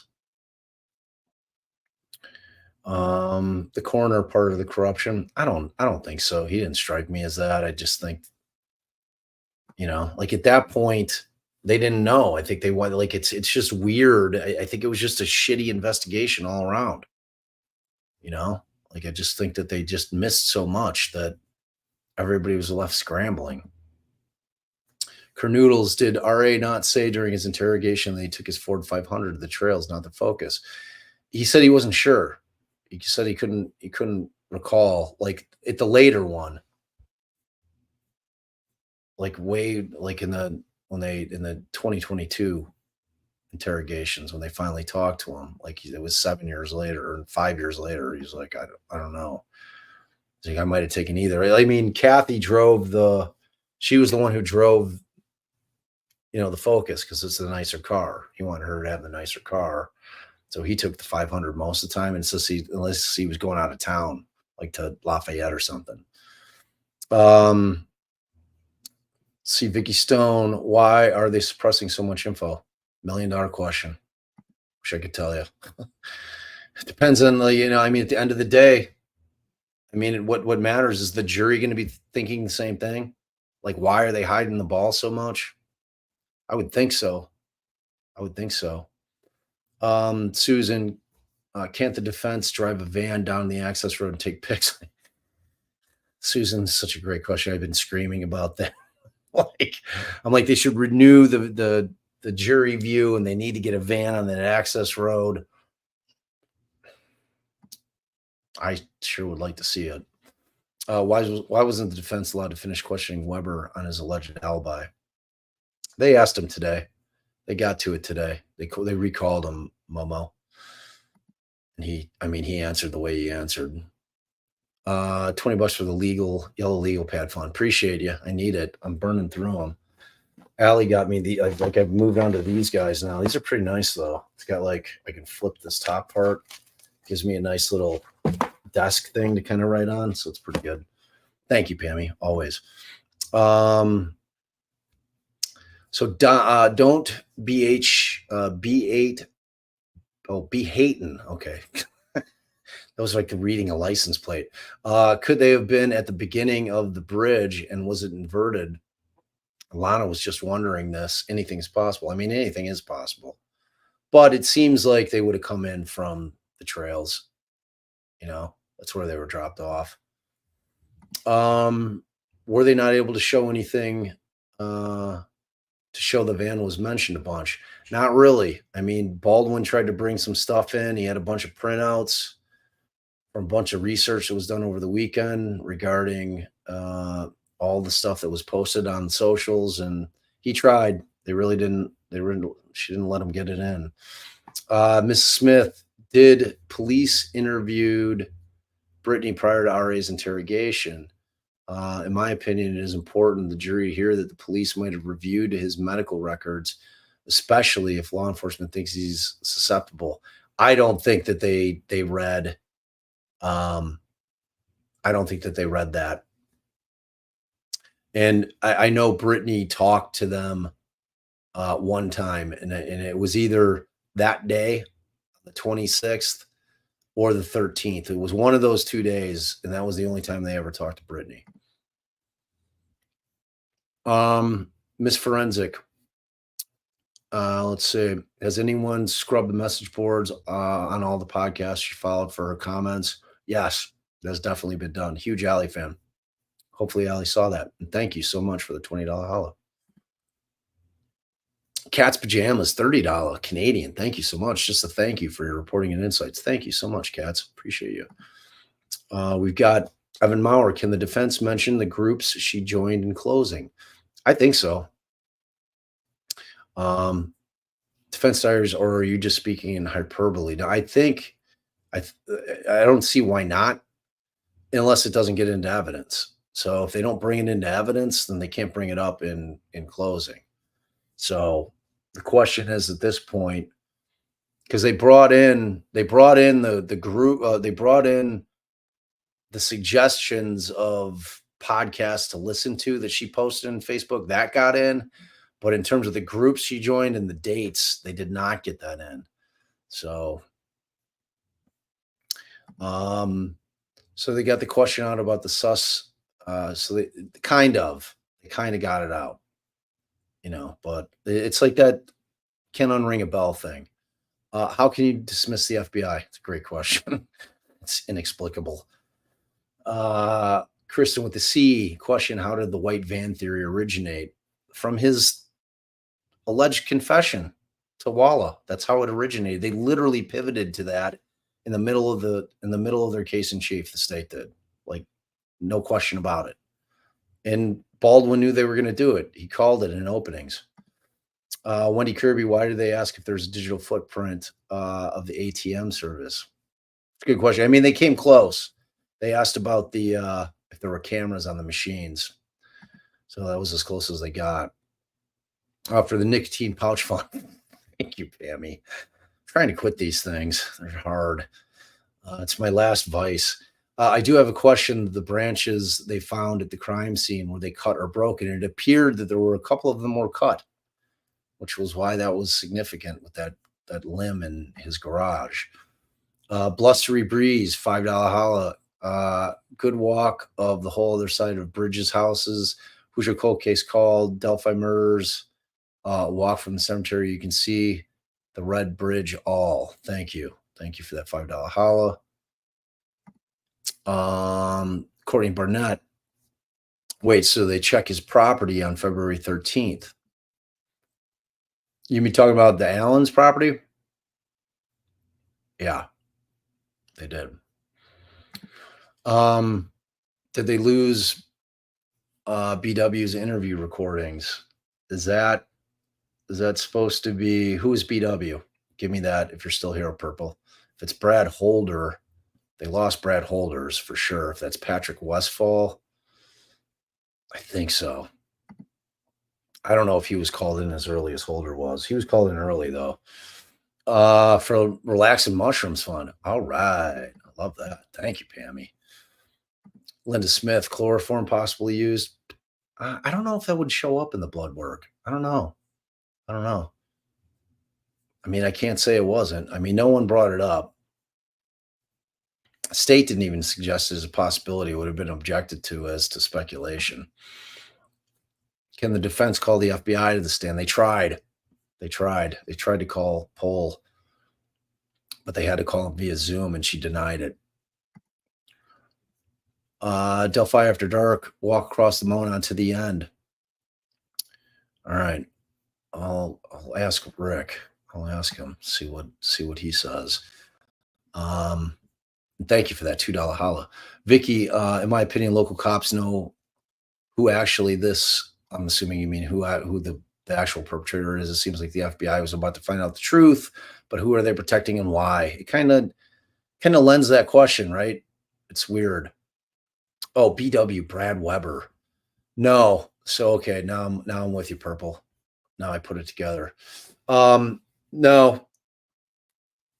They had the recorded, but the early one was all paper, so I don't think they recorded it. The one with the feds apparently was not recorded. Vicky. Oh, yeah, just read that one. Please tell us about the BW garage and the branch again. They got a picture in that they had done. It was obviously taken by law enforcement, and they must not have thought much of it. But there's like a large branch, like kind of just sitting in his garage. That's Body. What's up? Has the state even laid out a to Z what they think happened here, or have they just left that for the jury to figure out? I mean, kind of, but they switched streams in the middle of the trial. They changed. Now they have the time of death. They think when the girls were killed or exactly when the phone quit moving. And when Alan sees this van purportedly, that's what they think. So what else is the D going to present? I think I went through that. Lisa Shelton, $5 holla. If you were on the jury or the defense, what questions would you have asked today that you think were missed? I think I went through that. I'm pretty sure that I did. All right, another podcast which remained anonymous report that he used the word branches instead of sticks in his confessions when they were in fact branches. What do you say about that, Bob? Whatever. They have a slippery version of the truth over there, so par for the course. So what are you thinking? The prosecution is winning at the point? I have no idea. I honestly think it's a hung jury. That's where my gut's at this. It's like, it's just, Like, I feel like we're going to get out of this case never knowing the truth. That's what I feel like. Melinda Driscoll, $5 holla. Please tell me they have separate false confessions expert. I believe they do. I believe they do. I don't think the confessions are about psychosis. The distinctions need to be made. Your insight here and commentary is great, Bob. Y'all are delivering really solid coverage. Thanks, Chris. Love you, man. Appreciate you, brother. Helena gifted 1 DD membership. Bob, good helicopter view video by the prof, channel 6. I believe it was the day the girls were found. Very good to get perspective. All right, I'll try to find that. Thank you for that. And thank you for $5. Appreciate you. $5 DSN. Appreciate you. George King, welcome to the family. Sid, welcome to the family. Family hugs for both of you. All right, everyone is making this case way harder than it needs to be. Rick's car was seen on the video at 1:27. He himself said he was there from 1 to 1:30. He is the guy. The jury's just thinking the same thing too. They might be. I mean, they could be. I mean, that's certainly the people that think he's guilty. They're all about that. That is what they are hanging their hat on. Dizzy, Arizona, Florida, Kentucky require that judges allow jurors to ask for questions. Colorado also. I remember on what's her face? Stouch. What was that her name? That crazy bag of hell. Family hug, Bob. Get some sleep. Yes, I'm definitely going to sleep tonight. Thank you, Mama K. Not your llama's drama. $5 holla. If they don't let this man walk out of that courthouse with his wife so they can look for who really done this, I will lose all faith in the system. I'm with you. George King, $20. I love this channel. Bob and Allie, are you putting videos together with the drone flyover? We will. And are you planning on showing it? 100%. That's why I'm doing it, so I can show you guys. Thank you so much for your generosity, George. Stacy, member 5 months. Can the defense use the montage of all the YouTube vans? I don't think so. I don't think they're going to get it in. ACAB, True Crime. Thank you for fighting the good fight, Bob and Allison. Appreciate you. And thank you for that. $2, $4 holla. I'll also give you a $1.99 to check your email. I will. I promise. I always read my emails. TJ, $4.99. Appreciate you so much. Appreciate that so much. JD, do all the tips called into law enforcement go into discovery? Yeah, I think they do.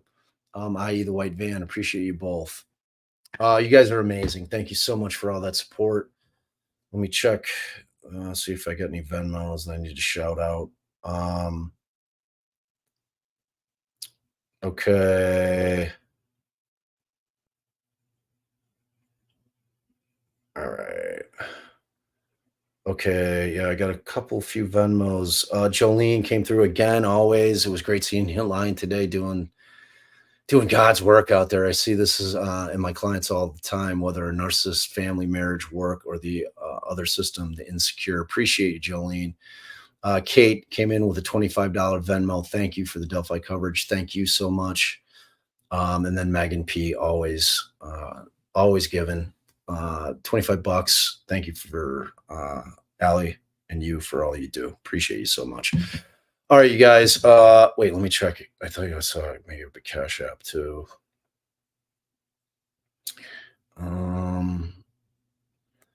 Yep. Got Pam. Pammy came through again. Another 25. Super generous. You're really doling it out, Pammy. Thank you so much. And then Brian with $5 holla. Appreciate both you guys. All right, y'all. I got to go. I'm going on Vinny again tonight, and then I'm sleeping. I love you all. Please remember to share, subscribe, and like on the way out. If you're a replay crew, please leave a comment. It's an easy thing to do. Gets us in the algorithm.